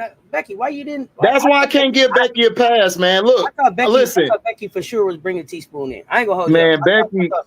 Becky, championship coaches get fired every day, B. She need to go. Cause like I would have hired Teaspoon. Teaspoon would have them running through a wall for her. Like that's how great she would be. And she needed somebody as an assistant who can actually like breathe life into these players. These players are like they cool, but they're just doing it off of experience and just being who they are. She would have lit a fire under that team, and I think the Aces would have been fine. I just don't trust the Aces because I don't trust Becky and her coaching staff. I don't know if they know how to use the players they have. I don't think they know how to rotate well. It's just crazy to me. I don't understand what they're doing. I see y'all telling me that Teaspoon is she's what? She's the assistant at the Liberty. No, that's not true. That's not true. That was debunked the other day. No, she's not. She's not the assistant GM over there. We talked about it in my chat the other day. Somebody came and debunked that. No. Teaspoon is still out there. She's still a free agent. Okay. Yeah, I'm like, whoa, I missed that news because I would have celebrated. I'd have came up on the live for that. Assistant GM with Liberty. That's what I thought, but she ain't no assistant GM or nothing. Nah. I don't even think she on the staff. Yeah, Dante, they could have easily lost. Yeah, if CeCe didn't turn the ball over and stuff. Not only that, though, the reason they won is because it was experience. They've been in those games before. And what y'all didn't see yesterday was it was a battle of the organic superstar against the pushed superstar, if y'all know what I mean. So Asia had to put that to bed. It was bigger than the game. Y'all didn't catch it because. You know how you know? You seen that post? You seen the presser? Yeah. They say, Asia, what you saying at halftime? Chelsea, she said, I don't think I said nothing. I was pissed. Chelsea said, she didn't have to say nothing. If you know, you know. Exactly. That game yesterday was showing you I'm the real greatest player in the world, and y'all are that's a manufactured product over there. And she went over there and D'd that player up, and that player ain't do nothing. I'm just saying. That's what happened. That was the game yesterday. The game yesterday was an internal battle to show you casual fans that she's the real best player in the world. Y'all trying to manufacture these other two people as the best player in the world. So, at the end of the day, is Chicago in a rebuild? Yeah, they've been in a rebuild, of course. Okay, so if they just lied to the people. They just lied. If they're in a rebuild, why they keep acting like they ain't got no direction? They ain't got because they don't. They don't. Jeff P don't know what he's doing. The ownership don't care. They look at it as them making some money. That's it. They don't care. Because if they really cared, Auntie, they would show you direction. They would have hired the right coach. They would have hired an experienced coach. That's what they would have done if they were really trying to be serious this year. They weren't. So Jeff P wanted to get somebody he knew he could control from where he's at. That's all he did. It's simple. When I first heard the dude talk, I knew the dude wanted shit. I'm like, yeah, he not confident. He not confident in himself. Bro, he basically playing Russian roulette with the rotation. Right, exactly. See what's out there. He opened it. He opened on that. He opened. It ain't nothing in the chamber when he let it go. So listen, we got 3 straight losses, no identity. We got the star 2-year players, fighting to still have an identity, to still try to be is mentally wearing down on them. It's mentally wearing down on them. Like this. Exactly. I don't know how you salvage them in the off season. I don't know how you do it. I really believe they're not. I really believe one of them are going to be moved or they're not coming back. I don't know. It's hard because now if they told Angel this would happen behind the scenes where we don't know if they told her, then I understand. They told her what happened. Told her what would happen. We're going through a rebuild. If they told her that we're going to try to make the playoffs, but there's no guarantee. If they told her that, then I understand why she would come out and say, oh, Marsh needs grace. But if they didn't tell her nothing like that or even relayed that to her, then I'm out of here. Like I told you, after that article came out, I was demanding the trade right when after the article got in, after a minute of the article being out, I'd ask for a trade. That's what I would have done. Here's the thing: if this is the plan, right? If this is the plan, whether they told her or not, right? With Camilla leaving, right? What that does to like chemistry and just building together, then this isn't the work. We haven't seen the worst yet. If this is the plan, no, it's gonna be worse. Because now you're losing Milla. Now you're losing Milla, right? Milla's gonna be gone. Right. Are you gonna play Maddie? I don't think he's gonna play Maddie. I think he's going to run Michaela out there out of position again because Michaela looked better to me playing at the 3 than playing the 4.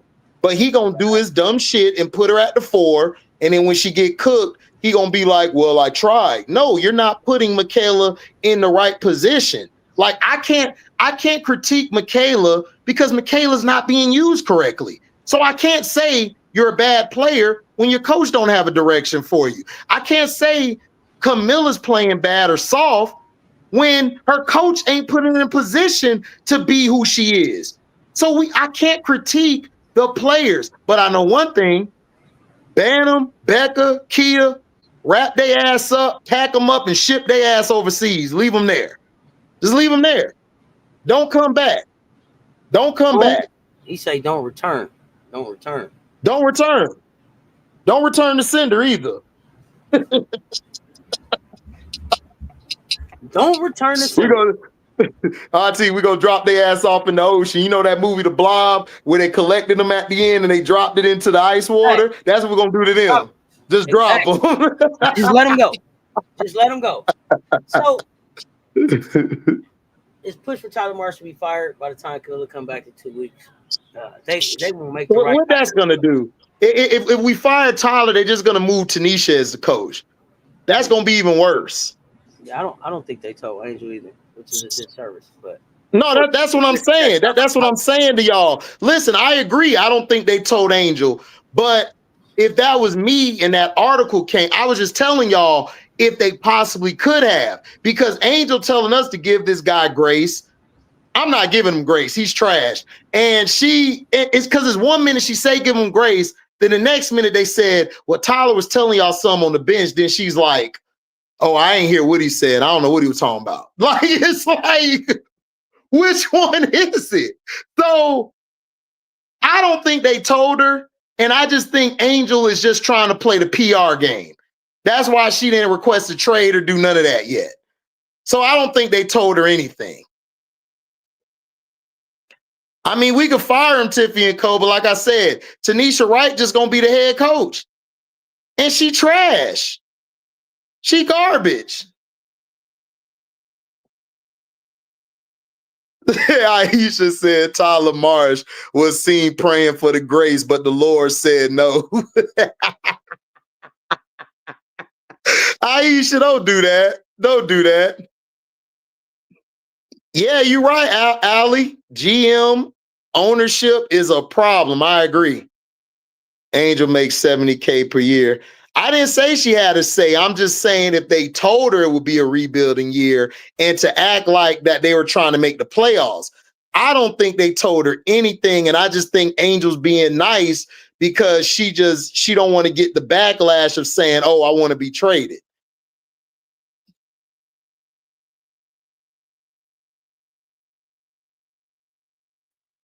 Hey, exactly. Hey, nephew. And you don't tell Angel because of what Angel make.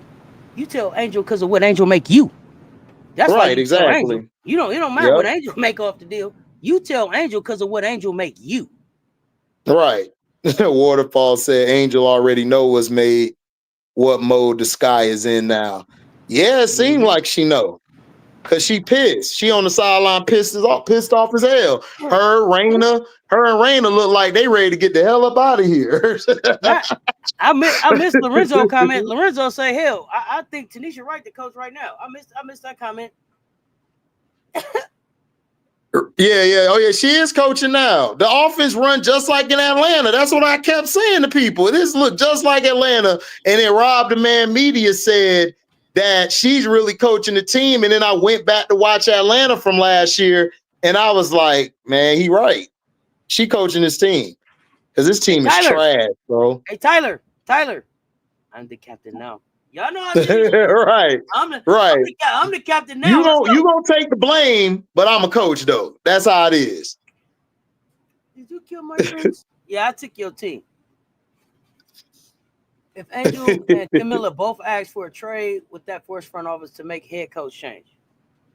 Mm-hmm. Maybe, but it don't matter. The head coach ain't the problem. It's the front office. There's the front office. Like you could change. What I'm trying to tell y'all is you can change coaches, but you're still gonna have the same problem. It's the front office. Like, because listen, even if you don't make the playoffs this year, let's say they fire Tyler Marsh, who they gonna bring in? Who gonna want to take this job after how you treated Teaspoon, who's a well-revered person in the women's basketball community? You think somebody want to take this job now, and then you just get rid of Tyler Marsh, who comes from an organization that won 2 championships? Bruh, you're not finna get nobody to come in. You stuck. Exactly. Let's see. Yeah, I hear your WNBA. Difficult to make moves. Yeah, so yeah, listen.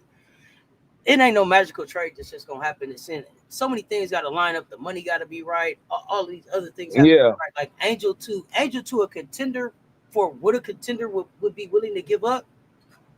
It ain't gonna happen. To get Angel, it ain't gonna happen. To get Angel to the Aces would probably take a J.O. or Jewel or Chelsea and something else. Yep. Exactly. So it ain't because that's why it can't be fixed through a trade. It ain't be fixed through a trade. This has to be built in the off season. Like this team has too many holes, and even if you trade Milla or Angel, you're not going to get that trade off during the season. It's too much. It's like too much you would have to give up to get those two players, because you have one who's having a career year from last year in Milla, and you got another one who just is breaking records left and right, and was possibly rookie of the year first year, possibly going to be a 2-time All-Star. So that's a lot of assets. Yeah, that's what I'm saying. It's a lot of assets. And then what do you do with that? What in the heck do you do with that? Angel's I don't even know. Bought a mansion out there. She needs to get her skills up and her stats back up. She ain't dug in just because her stats are up. What that mean? Her stats are fine, dude. What are you talking about? Like the only thing low is probably her points per game, but she's one of two who's averaging a double-double this year. Asia's the other one. Y'all, bro, this is her second year, bro. It's like y'all want Angel to be Asia in her second year. It's crazy work. She just gonna be. Just let her be Angel. Just let her be Angel. That's right.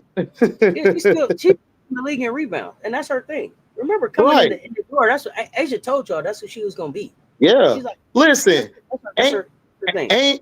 Angel, if Angel gives me energy, effort, defense, and rebounding, I can win a championship with that. I can win.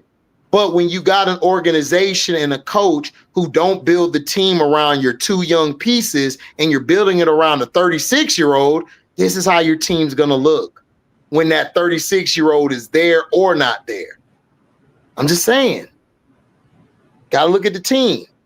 Team ain't good. When you Memphis team, boy, when you say Angel with no wings, what do you mean? Who's your team? Who's your team? Who's your player? Let me know. I'm curious. What's up, Foolan? Clarky was arguing with me, and I told him to give Angel Mitchell and Hole. Oh man, if you gave Angel and Milla Mitchell and Hole right now, what, bruh? Man, Mitchell will be eating alive out there. She'll be destroying because she get to have the ball in her hand more than 2 possessions. Amos said, "What's taking them so long to fire Jeff B?" Maybe they don't want to fire him, Amos.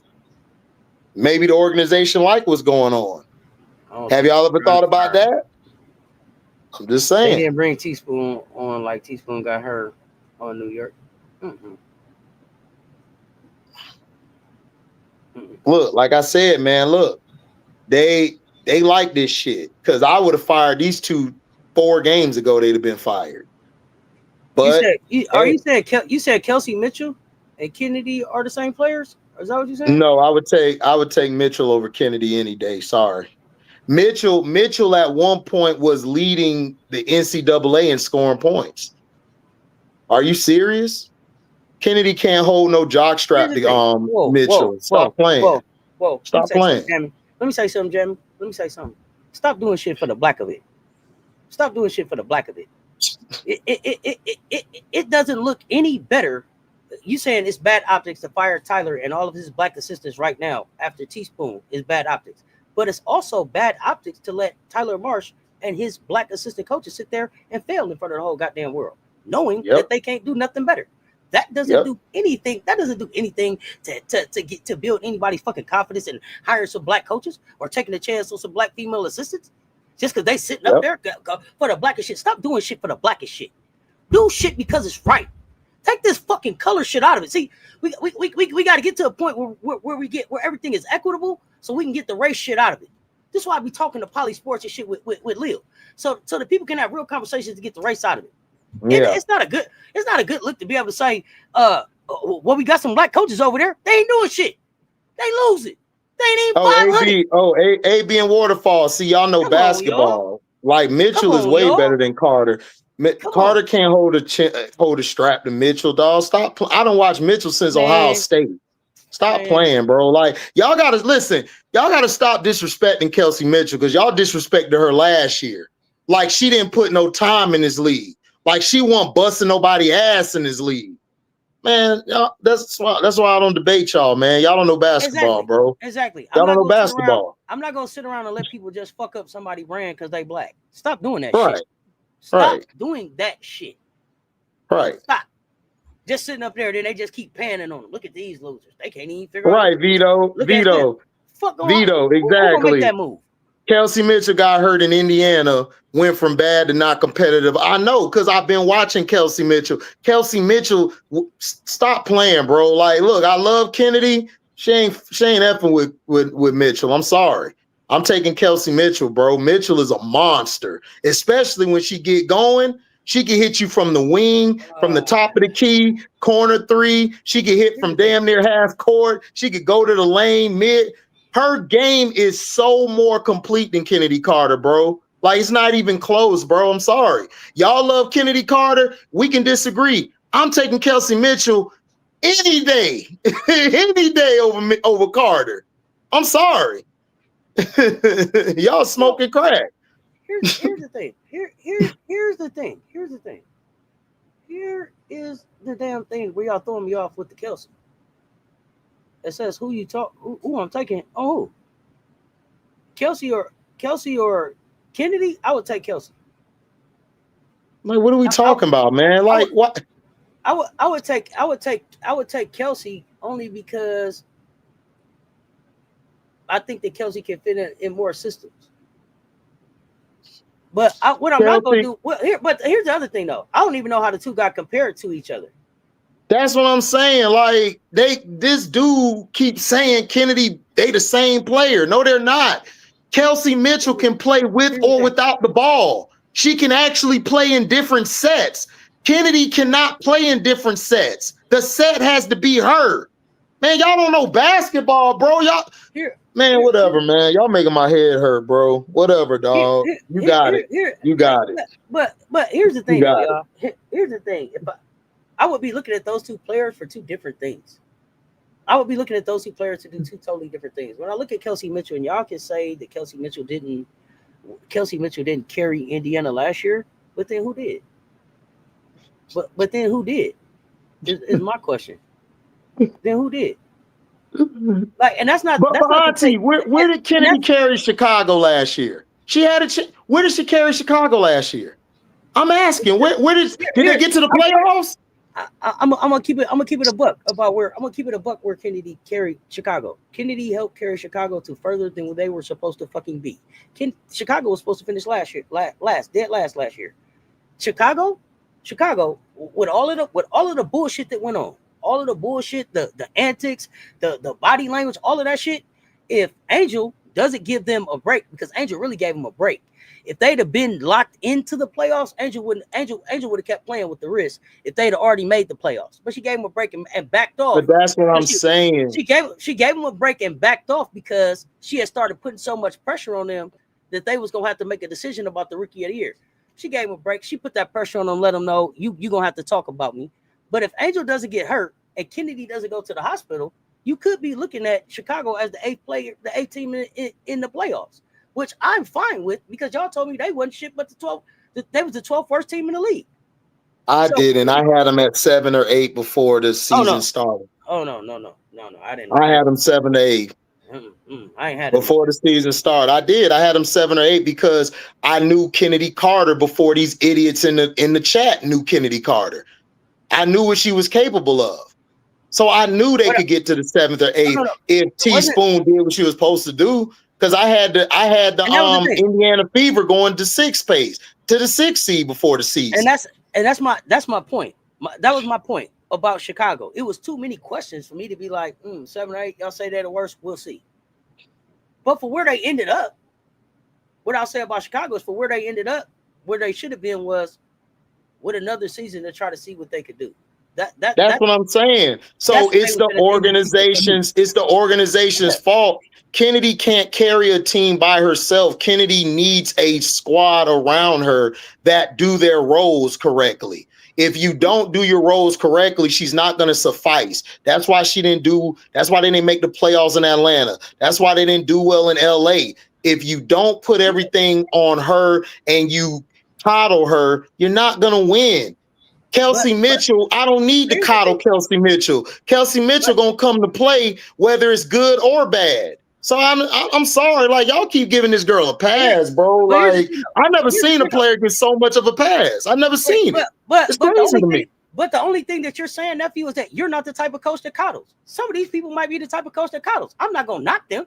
Because Teaspoon was the type of coach that coddled. And if you there's nothing wrong with that. There's nothing wrong with that. And if you there's nothing wrong with that. This year, if you'd have brought her back this year, she's still getting productivity out of Kennedy Carter. But I said bring her back this year. I said bring Teaspoon back with her. No. That's not the issue. The issue is people gotta understand it's not NBA 2K. It's not 2K. It's not live. That's not what I'm saying. What I'm saying is when we look at this thing, right? Whether Kennedy Carter is there or not, even if Teaspoon came back this year, with the way that they move, they're still not contenders. Because we know what the problem is. It's the front office. It wasn't Kennedy or Teaspoon. It was the front office. We know this. So that's what I'm saying. The problem's still not fixed. We're bringing Kennedy back. So I don't even know how we keep circling back to Kennedy. Kennedy can't fix this. That's all I'm saying to the people. Kennedy can't fix it. Yeah, Lorenzo. Yeah, I said that when Angel went down. I said what I said, that the Pips ain't nothing without Gladys Knight. Angel was Gladys Knight, and the Pips, they the Pips. Like, look, just because you scored the most points on offense doesn't make you the best player on the team. That just makes you the best scorer or offensive player on the team. Angel did a lot for that team last year, and those vets, including her, didn't appreciate it. And you could tell. They didn't appreciate them.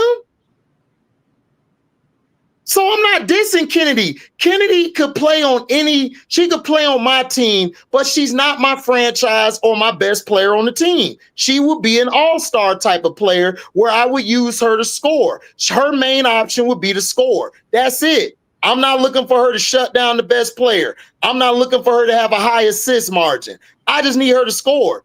That's it. She's a Lou Williams to me if we're comparing men basketball. She's like a Lou Williams or a Jamal, not Jamal, but Jamal Crawford. She's a sixth person who comes in and do what she got to do. A sixth person is a starter that just doesn't start. So what are we talking about, y'all? Are y'all? What is the argument? Is the argument that you? I don't know what the argument is. I don't have an argument. I'm just speaking facts. You're trying to say that they're in the chat saying Kennedy's the same as Kelsey, and that's a lie. Kelsey's the far superior player, and she's a better player. And to me, I can build something around Kelsey. I can't build nothing around Kennedy. That's just facts. So what are we talking about? Why do you say you can't build nothing around Kennedy? Because you have to do so many innuendos to be there for Kennedy. With Kelsey Mitchell, I don't have to coddle her. I don't have to go get this suit for her. Right. Kelsey Mitchell gonna come and ball. She's gonna take the leadership role when you need her to. So nothing that you're talking about is about her actual skill set. It's about how she shows up as a pro. That's it. I told you she takes the ball and go home. I said that. Shit. That's what I said. It's nothing about it. So when everybody's like her defense, her game, he's not saying anything about her basketball skill set. Her skill set is great. Yes. It's how she shows up as a pro. That's what he's saying. That's it.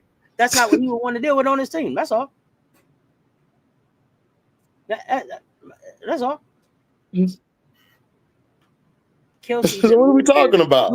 Kelsey been losing on the fever for 7 years. Stop. Yeah, but that's not because of her. That's because her organization didn't build the team. Was she losing by herself? Was she losing by herself? What are you talking about? So her job is to bring in a wing. Her job is to bring in another guard. Her job is to bring in a center. Her job is to give a real bench. No, that's not her job. Y'all don't.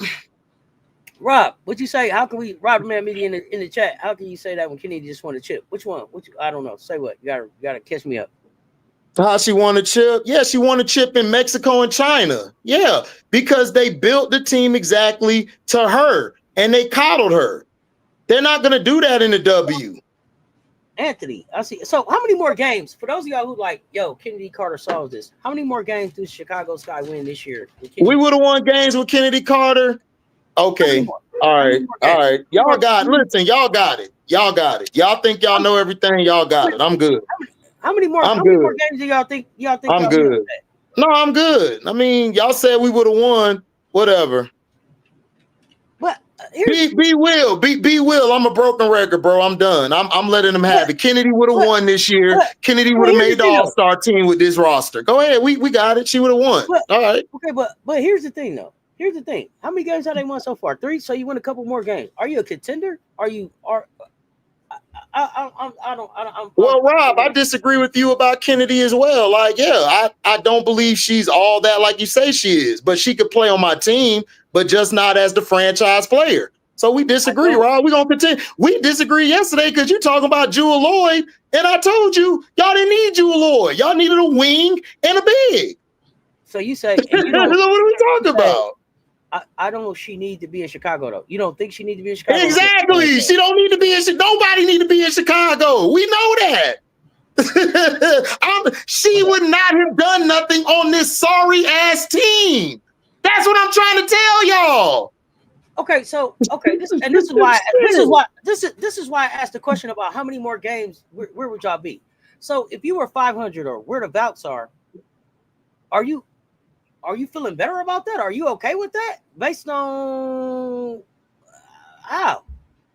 Bro, she would not have played for this team. Kennedy has to play with a coach and a team that buys into her. If she doesn't, it's not going to be successful. It's not. Here's the thing though. If y'all 500 right now, is there all the Chicago Sky fans happy? Or are we still having the same type of conversation? Are we still saying Tyler's? I don't give a honestly. I'm gonna tell you the truth, Auntie. I don't care about none of the Chicago Sky fans. They can kiss my ass. Because I would not be happy. I would not be happy. And that's what I'm saying. Because look, because my thing is this: you should have just kept Teaspoon if you were gonna be there. Like, what are we talking about? Like, I'm not happy with this team. I don't want anybody on this team. I want everybody gone from this team. Yeah, okay. I don't care about the Chicago Sky fans. The Chicago Sky fans are losers. Candace Parker should have never brought y'all. Candace Parker should have never brought you ungrateful bastards a ring. She should have stayed ass away. Because y'all ungrateful. Bro, you are hilarious. So, look, let me say, Sky Guards don't want to play defense. They just want to shoot. Angel and Camilla need to be on another team. This is sad. Oh, God. Exactly, Political Lil. The Sky organization love having a good time. They love control and attention. Exactly. That's all it is. The front office is trash. They're trash.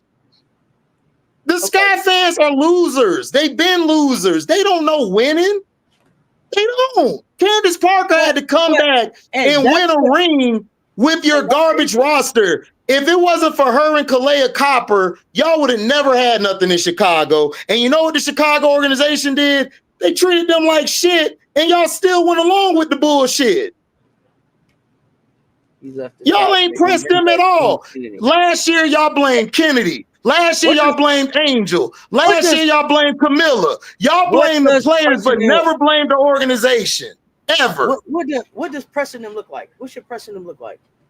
Not showing up to the games and going at Michael Alter, calling out Michael Alter, taking a page out of a newspaper or whatever, saying, Michael Alter, you're trash, holding him accountable. They never did that, Auntie. Last year it was Angel, field goal percentage. Last year it was Kennedy Carter. Last year it was Camilla. Last year it was Teaspoon. When the hell did they ever blame the organization? Never.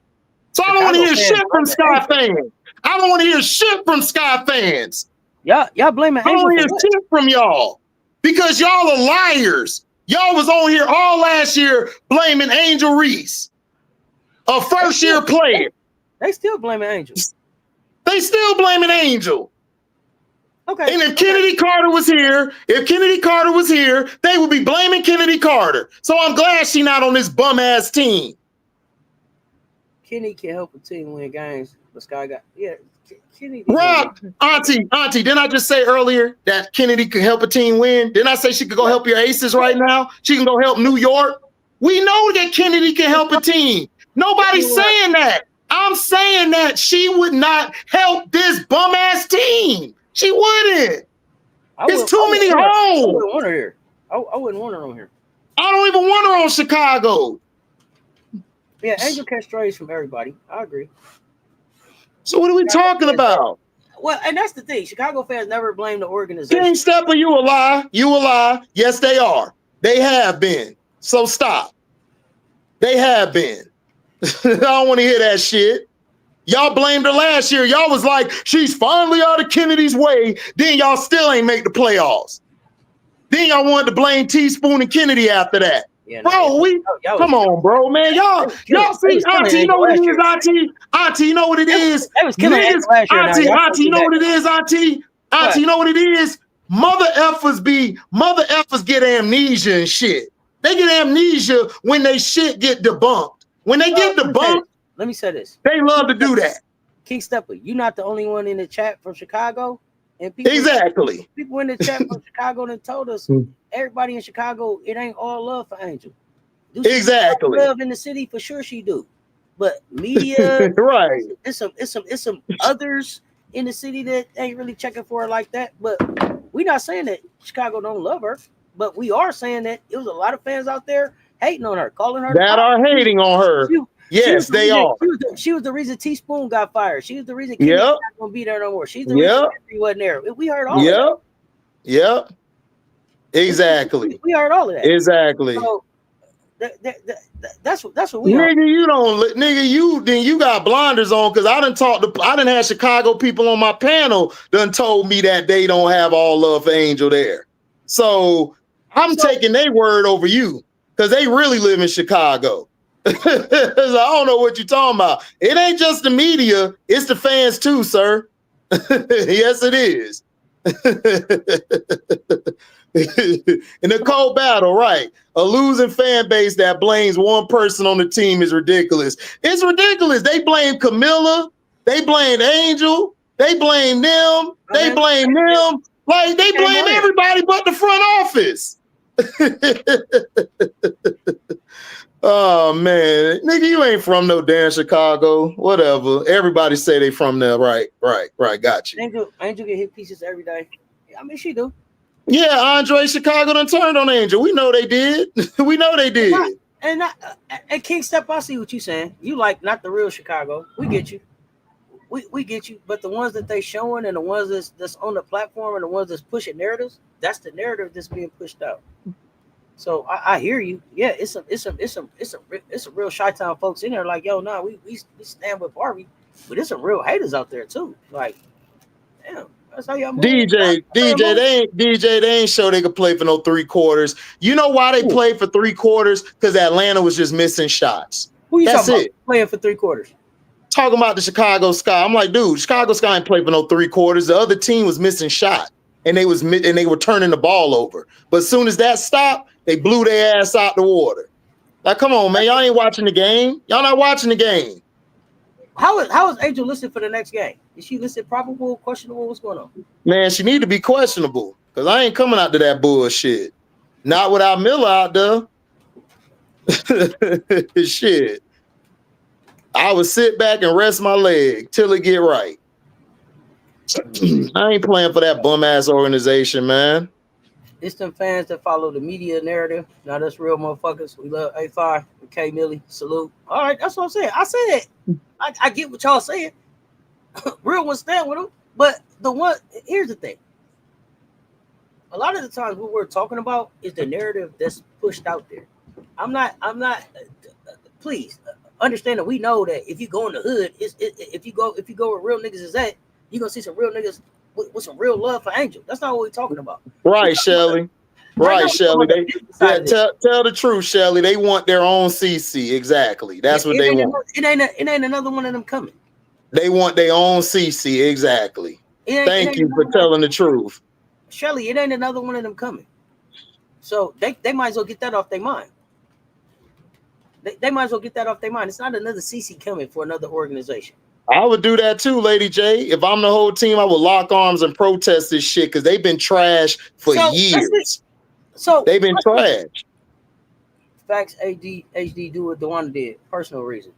Right, personal reasons. Yeah, DeWanda on the phone blowing up AT. AT ain't picking up. Allegedly.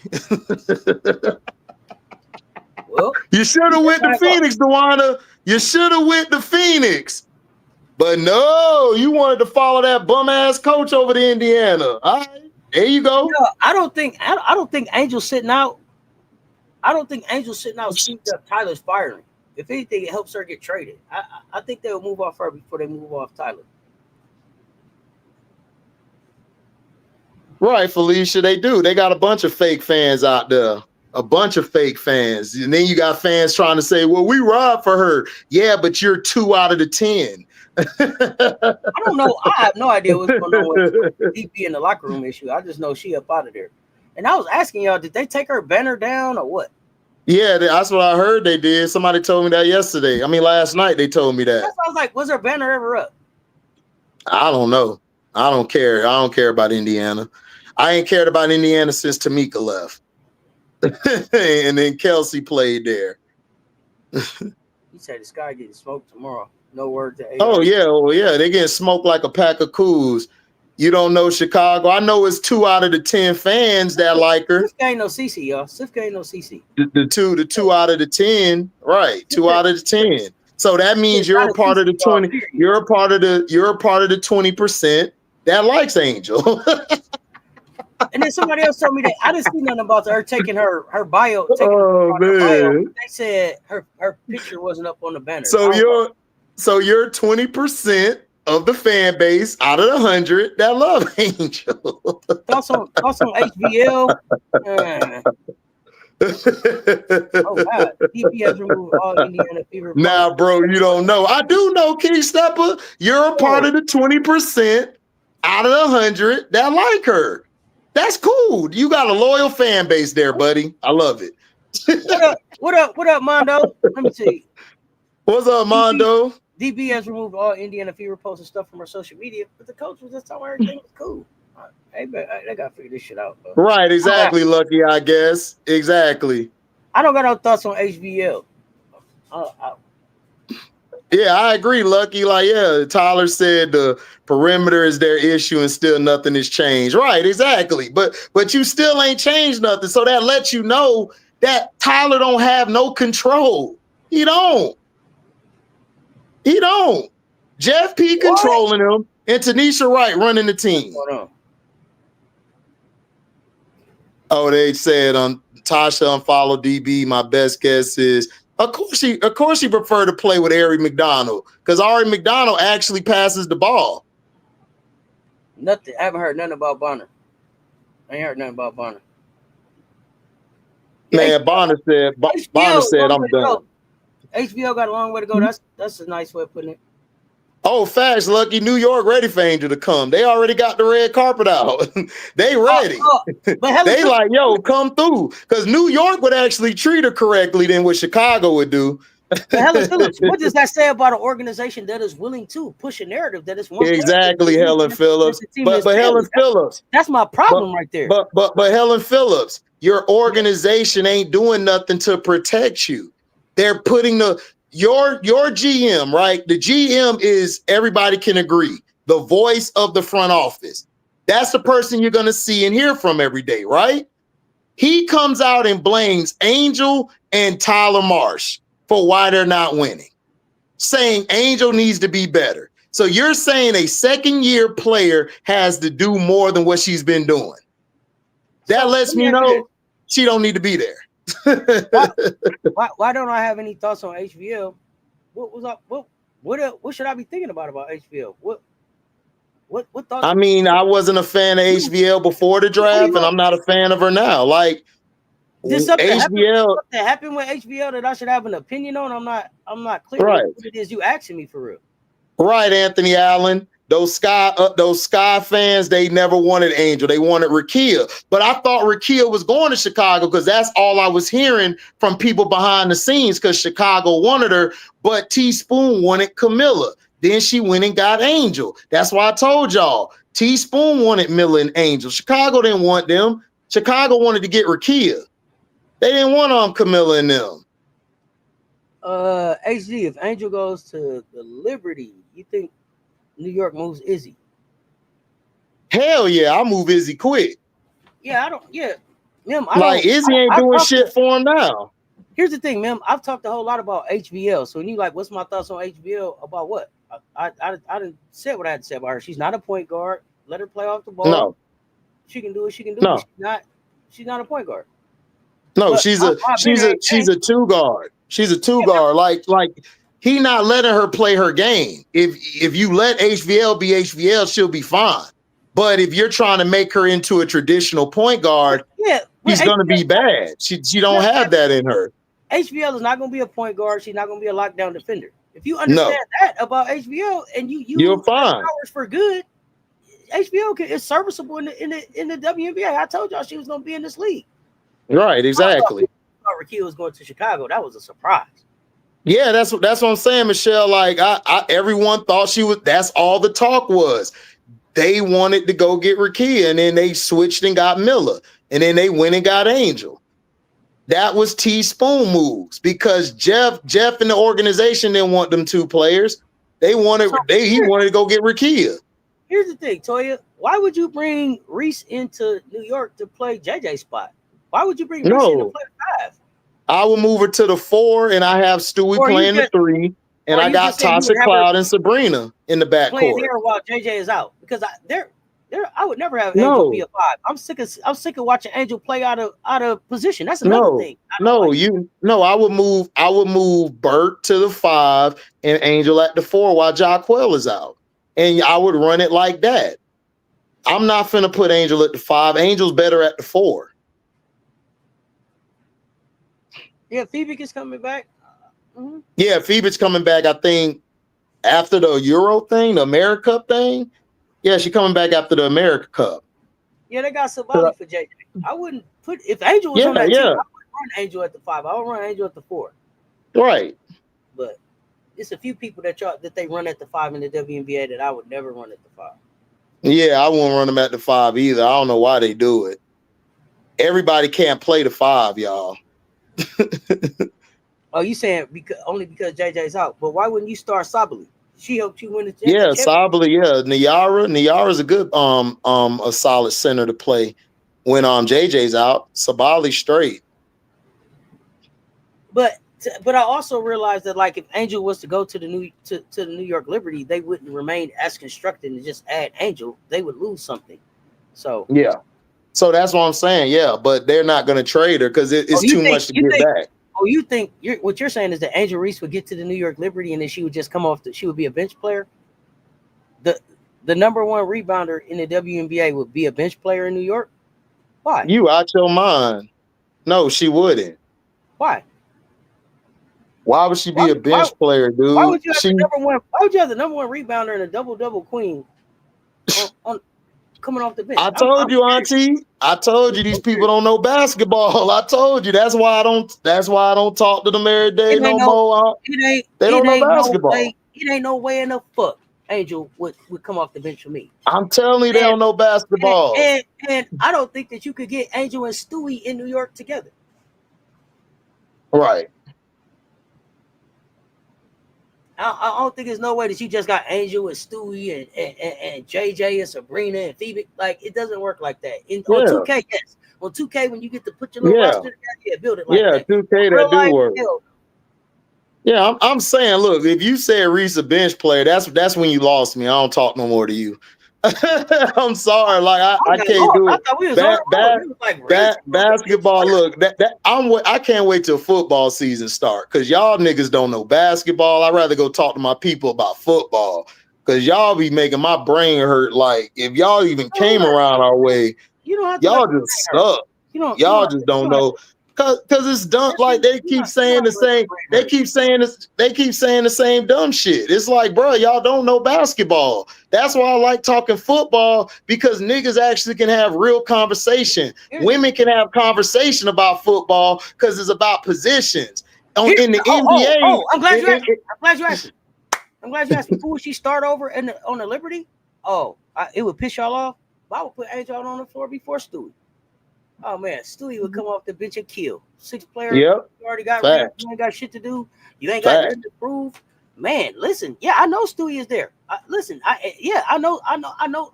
is there. I know Stewie is healthy. Stewie, you own the league anyway. Kick back, dog. Kick back, big dog. You ain't worried about starting anyway.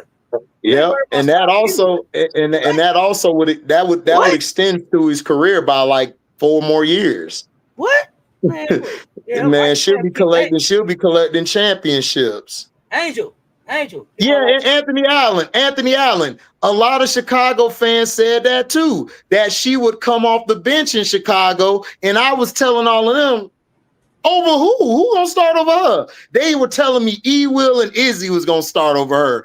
I said, boy, I fell on the floor laughing, Auntie. Look, Izzy is straight. I'm gonna tell y'all this. Izzy is straight.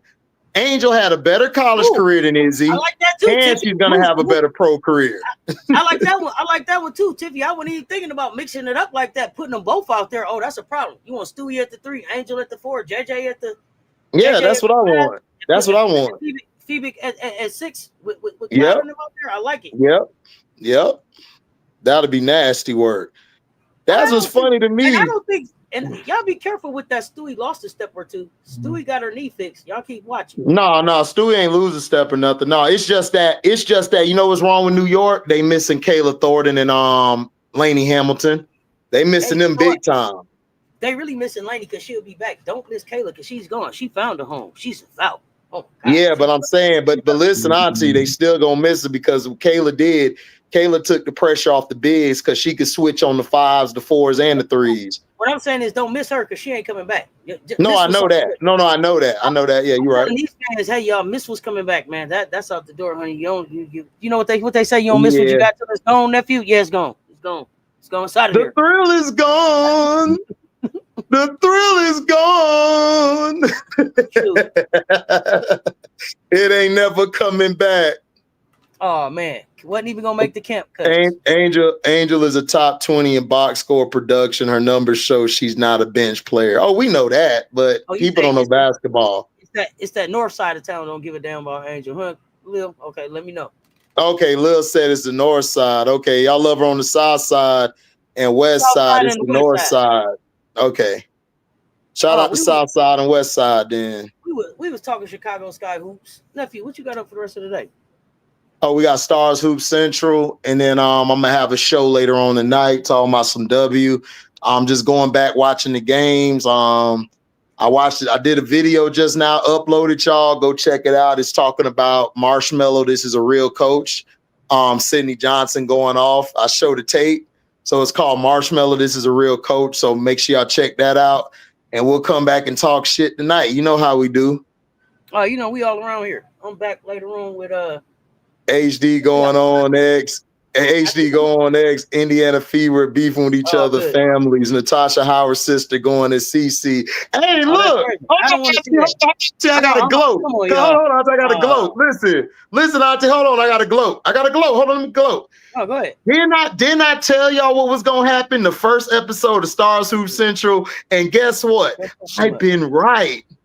You know that I'm right. You know that I'm right. You know that I'm right. La la da da da da. CC got a bad percentage because I knew I was right. Do. AB is all business. I told you I'm right.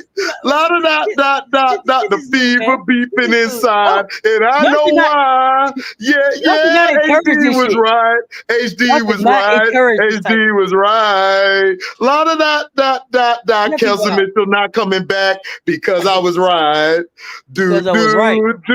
Stephanie White leaving personal because I was right. right. La da da da da da. The fans is upset at CC, and I know why.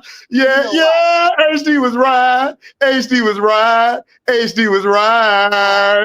I knew somebody was gonna come in here with that. With Moral made it to the lineup. Moral made it to, I knew somebody was coming with the Moral made it to the start lineup and what they do. When she started, what they do. But coming up for the rest of that, I think I got a political show with Lil. I got now joining the conversation with Coach Rowe. We got book club meeting. Vocals like that, HD.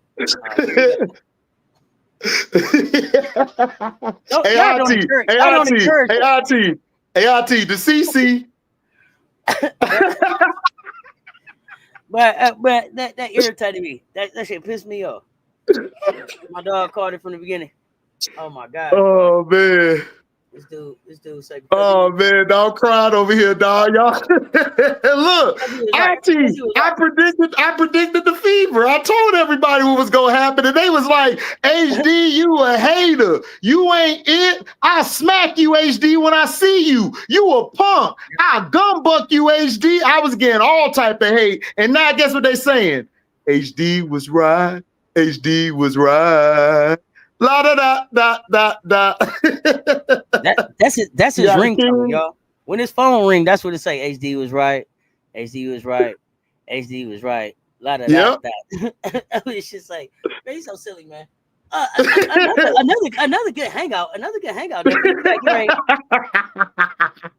Look, listen, my ringtone is I am right, and to my women, I may not be right, but I'm never wrong, baby, never wrong. He may not be right. What you need to tell you might not be right, but you're always on time. Right, always on time, always on time. Hey. Hey, listen, I ain't got my foot on Moral's neck, but what I'm not gonna do is make Moral who y'all tried to tell me she is. I told y'all Moral could be successful in this league as a 3. Let her be that. But y'all keep coming here telling me about 14 points of what she did. What did the team do? Hey, Elijah, look, tell him, Elijah, tell him, keep sleeping on HD advice. Gonna get you in trouble. I'm telling you, it's gonna get you in trouble. It's gonna get you in trouble. Bro, you better be trolling with that Golden State Warrior bullshit. How the media in Chicago trashed and put out negative narratives on black athletes that play for Chicago sports teams. Yeah, we know the media. So it's the media in the north side. Moral got to box out. These bigger chicks want the ball too. And that's the thing. She's just too small to be at a 4 or 5. Put her at 3. She can be successful. Yeah, she'll be good at the 3. I think she'll be great at the 3. Here's the thing, y'all. I'm not here for moral victories. 14 points. No more victory. Okay, so 14 points in 15 minutes. She did her best against what team? Against who? The Valks. Okay, the Valks. They got blown out. They got blown out. And so, and this is why I get frustrated with y'all, because y'all proved my point for me. From the beginning of this thing, I've been saying Anissa Morrow is no Angel Reese because she doesn't impact winning. She can get a double-double and they can win. She could get a double-double and they can get blown out. So far, it's been the same thing in the WNBA. She doesn't impact winning. That's okay. But, she just doesn't impact winning. So when y'all want me to put her up here like she's a number 7 pick like Angel, she's gonna be like Angel. She's gonna impact like Angel. No, she's not. If y'all put her at the 3 and allow her to grow and develop at that, she can be super successful. But not at the 4. Man, look, I love Anissa. Anissa is my heart. But these rookies out here, man, boy. And these rookies, Chicago about to lose by 45. I don't care. I don't care either.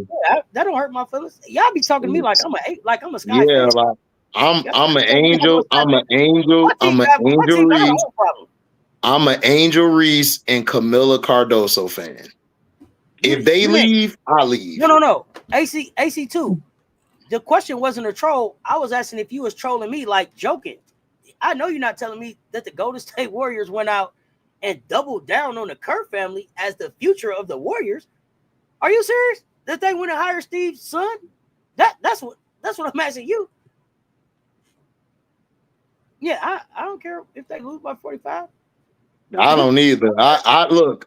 I just want. Yeah, I want to.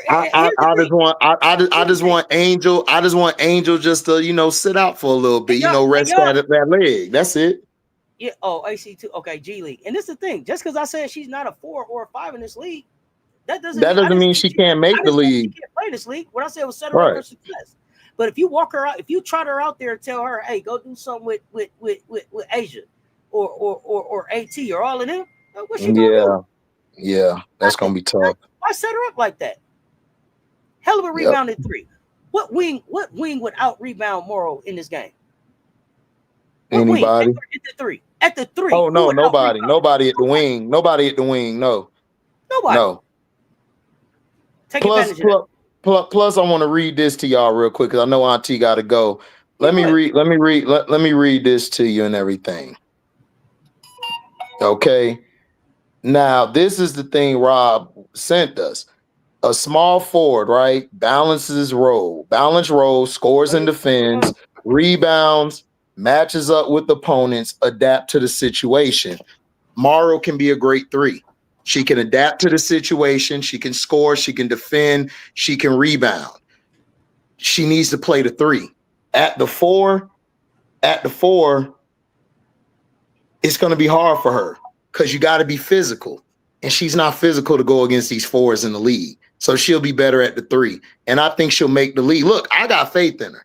I think she'll be good at the 3. And I think you know who Anissa Morrow could be like if she actually does it? Anissa Morrow can be Nas Hillman for the Atlanta Dream. She could be another Nas Hillman, and she'll be fine. She'll be fine. That's all she got to do is be a Nas Hillman. Be a Peely. Do what Peely's doing. Peely plays the 3. She come in there, play the 3, does her job, defend and shoot, right? She crashed the boards when it's time to. And she could go down there and bang for a little bit. But Cheryl Reeve, no, I can't put her at the 4 or the 5 all game. She know that. That's all. That means she still can play. Still can play. That's it. So yeah. She still can play. Oh yeah, she got to work on that shit with Teaspoon gone. Morrow needs to work with AT during the off season. Mm-hmm. She can work with AT. She can work with Nafisa. She should try to work with a few people. I think Morrow might be good at Unrivaled to get down there and get some of that. Yeah. I don't want Morrow with AT. I think she need to go and train with Nas. She need to talk to Nas because because Nas knows how to play that wing position in that 4. Nas was no, I'm not saying because AT to me and her are kind of different. AT to me is more she's she's more. If she trains with AT, then it's gonna be like they want her to come be an AT, and we don't want her to be a point. Right, I don't want to be AT. I don't want her to be that. I want her to be a Nas. Nas don't have the ball in her hand all the time. Nas used to be a 4 in college where she was undersized and she balled out and she transitioned to the league perfectly because she could also play the wing. She adapted to playing the wing because all she could do early on was play the 4, and she adapted to playing the wing, and she worked on having a consistent shot. Maybe she should work with Kayla McBride and try to get. I would do the same thing. I would work with Kayla McBride. That would be good for Morrow. Appreciate you. Hey, let me before we get ready to get out of here because it's going on 5 o'clock and we've been doing this. Yeah. 5 minutes. Shout out to Providence for signing up for that smoke. We will see you December 28th. Yeah. December 28th. So Providence has signed up to come see. Has signed up to come see South Carolina. So we got them added to the schedule. Russell, only bring the facts to the chat. That news, breaking news. So what day did I just say? Providence is the Providence College coming down to play against the Gamecocks December 28th. And then they're gonna play Boston College and some other people, but we got them on the schedule now for December 28th. As we keep hearing about who's signing up for this smoke, we'll keep letting y'all know. Tina Charles will pay off in dividends. Okay. I mean, yeah, like Tina teach her how to be a pro and how to work every day to get to where you got to get to. But she needs to go work with Nas because Nas is the same build and the same type of player she was, a very high level rebounder, scorer at the 4 in college, could dominate, but come to the pros, you can't play the 4 all the time. You would have to play the 3 as well. You got to learn how to play both positions. And Nas, to me, transitioned from a 4 to a 3 like very well, very well. Absolutely. So she ought to go learn from Nas. Like, just take a summer and let's go down there wherever she's at, exchange numbers, get that work in and learn mentally, because it's about mental. She can't be AT because AT is an anomaly. Like, that's something different. And I don't want her to be AT. I want her to be Morrow. I don't want her to bring the ball up all the time. And she don't need to do that. I need her just to do what she does best and enhance it. That's it.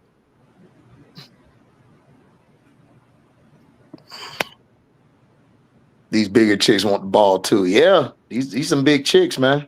They don't play. Oh man, Billy, I appreciate the support, fam. Appreciate the support. Which game was chosen for the meetup? It looks like Texas, even though that's the least. That's the one I don't want to go to, but that's the one the fam picked. Oh, South Carolina against Texas. The one, yeah, they want to see Texas. I don't know why. We didn't beat Texas so many times. I'm like, yo, let's go. You know what I want to see? I want to see Tennessee. You know what I want to see? The Twins in them. I don't. It ain't even that. I want to see Ole Miss and South Carolina, and y'all in Tennessee. Tennessee. Ole Miss and Tennessee both home games. Ole Miss, I was like, oh man, you know that would be fun. Cody, don't put your hands on me, McMahon. I get to see her. I want to see that. But Tennessee is like, dang man, you got the Pardo twins, you got Jada Silva, you got Talasia Cooper, you got Barker in there, you got you know what I'm saying? You got all of this stuff in just this one Tennessee game. So for me, it was Tennessee, but it looked like the fam wants to see Texas. I want to see that Vanderbilt and LSU. That's gonna be some fire. Tennessee and Ole Miss are all on the list. Are all on the list. The choices. Ole Miss, Texas, Vandy. Those are the 4 home games. Pick one for the Sess Talk Sports meetup. That was the poll that was up, but it looked like they leaning towards Texas. Tiffany and Cove, Nisa can't be Fee again. Fee is a one of a kind type of player. That's an anomaly. I love Nisa, but no, she don't. But that's why you got to watch Nafisa back in Connecticut. Nafisa, she can move. Nisa wasn't that type of mover. She's not that type of mover. I think Unrivaled is good for her though, nephew, because she could learn a little bit from what she can adopt from Nafisa. She could get right there. What she could get from Handy, she could get right there. Like she could pick up a lot of pieces in one spot versus her be in one place working with one player is what I'm saying. Like Unrivaled. I feel you. Yeah, I feel you, but I just think she'll be a better Nas Hillman. I just don't see Nafisa, and I don't see it. Oh, no, I don't think that she can grow into Nafisa, but I think there's parts of the game and parts of the way Nafisa uses her stature that can help her. So get that. Okay, that part of the game, I agree. But other stuff, I don't. That fadeaway, man, that's special. That shit's special. Oh yeah. I got you, Michelle. I'm still gonna try to sell them. Oh, appreciate it, dear. So much. Appreciate the support, fam. We appreciate y'all. We do this for y'all. I just come over here to hang out with my nephew, and then y'all stop by. So we just talking at the kitchen table, like auntie. And Angel should have claimed Brazilian so she can go play with Milla. Like, no, I'm just gonna get in the bag. Just get in your luggage. Just take me with you. She was like, okay, hey, don't check my luggage, ho. You have your goddamn parlays. Cardoso. Finna go show a big Doso. Then don't put me on your parlays then. And gave him that look. And parlay, man. But hey, y'all, as always, it has been a blast. Your favorite Monday afternoon guilty pleasure. Appreciate y'all pulling and rocking. Yep. Now hit a like on the way in, hit the like and the share on the way out. If you on the rewatch, hit the like, the share, and comment so we know you pulled up. Nephew got if we pissed y'all off, we don't give a shit. And if it's something y'all want us to talk about, let us know. Now what? The sound off. We'll sound off about anything. We are always here for the conversation. Sponsored by Kiss My Ass. I like how he imitates Milla Ho. He's so crazy. What he said? Michelle liked the way you imitate Milla when she say ho. Don't put me on your parlays. Oh man, listen. Milla be out there on the floor. Milla be looking like this. She be looking like, why you call that foul hoe? Why? Oh yeah, Camilla is on site. That's what I love about her. I love Milla, and it's always with a smile. You like, is she mad or not? I don't know, ho. You got to see.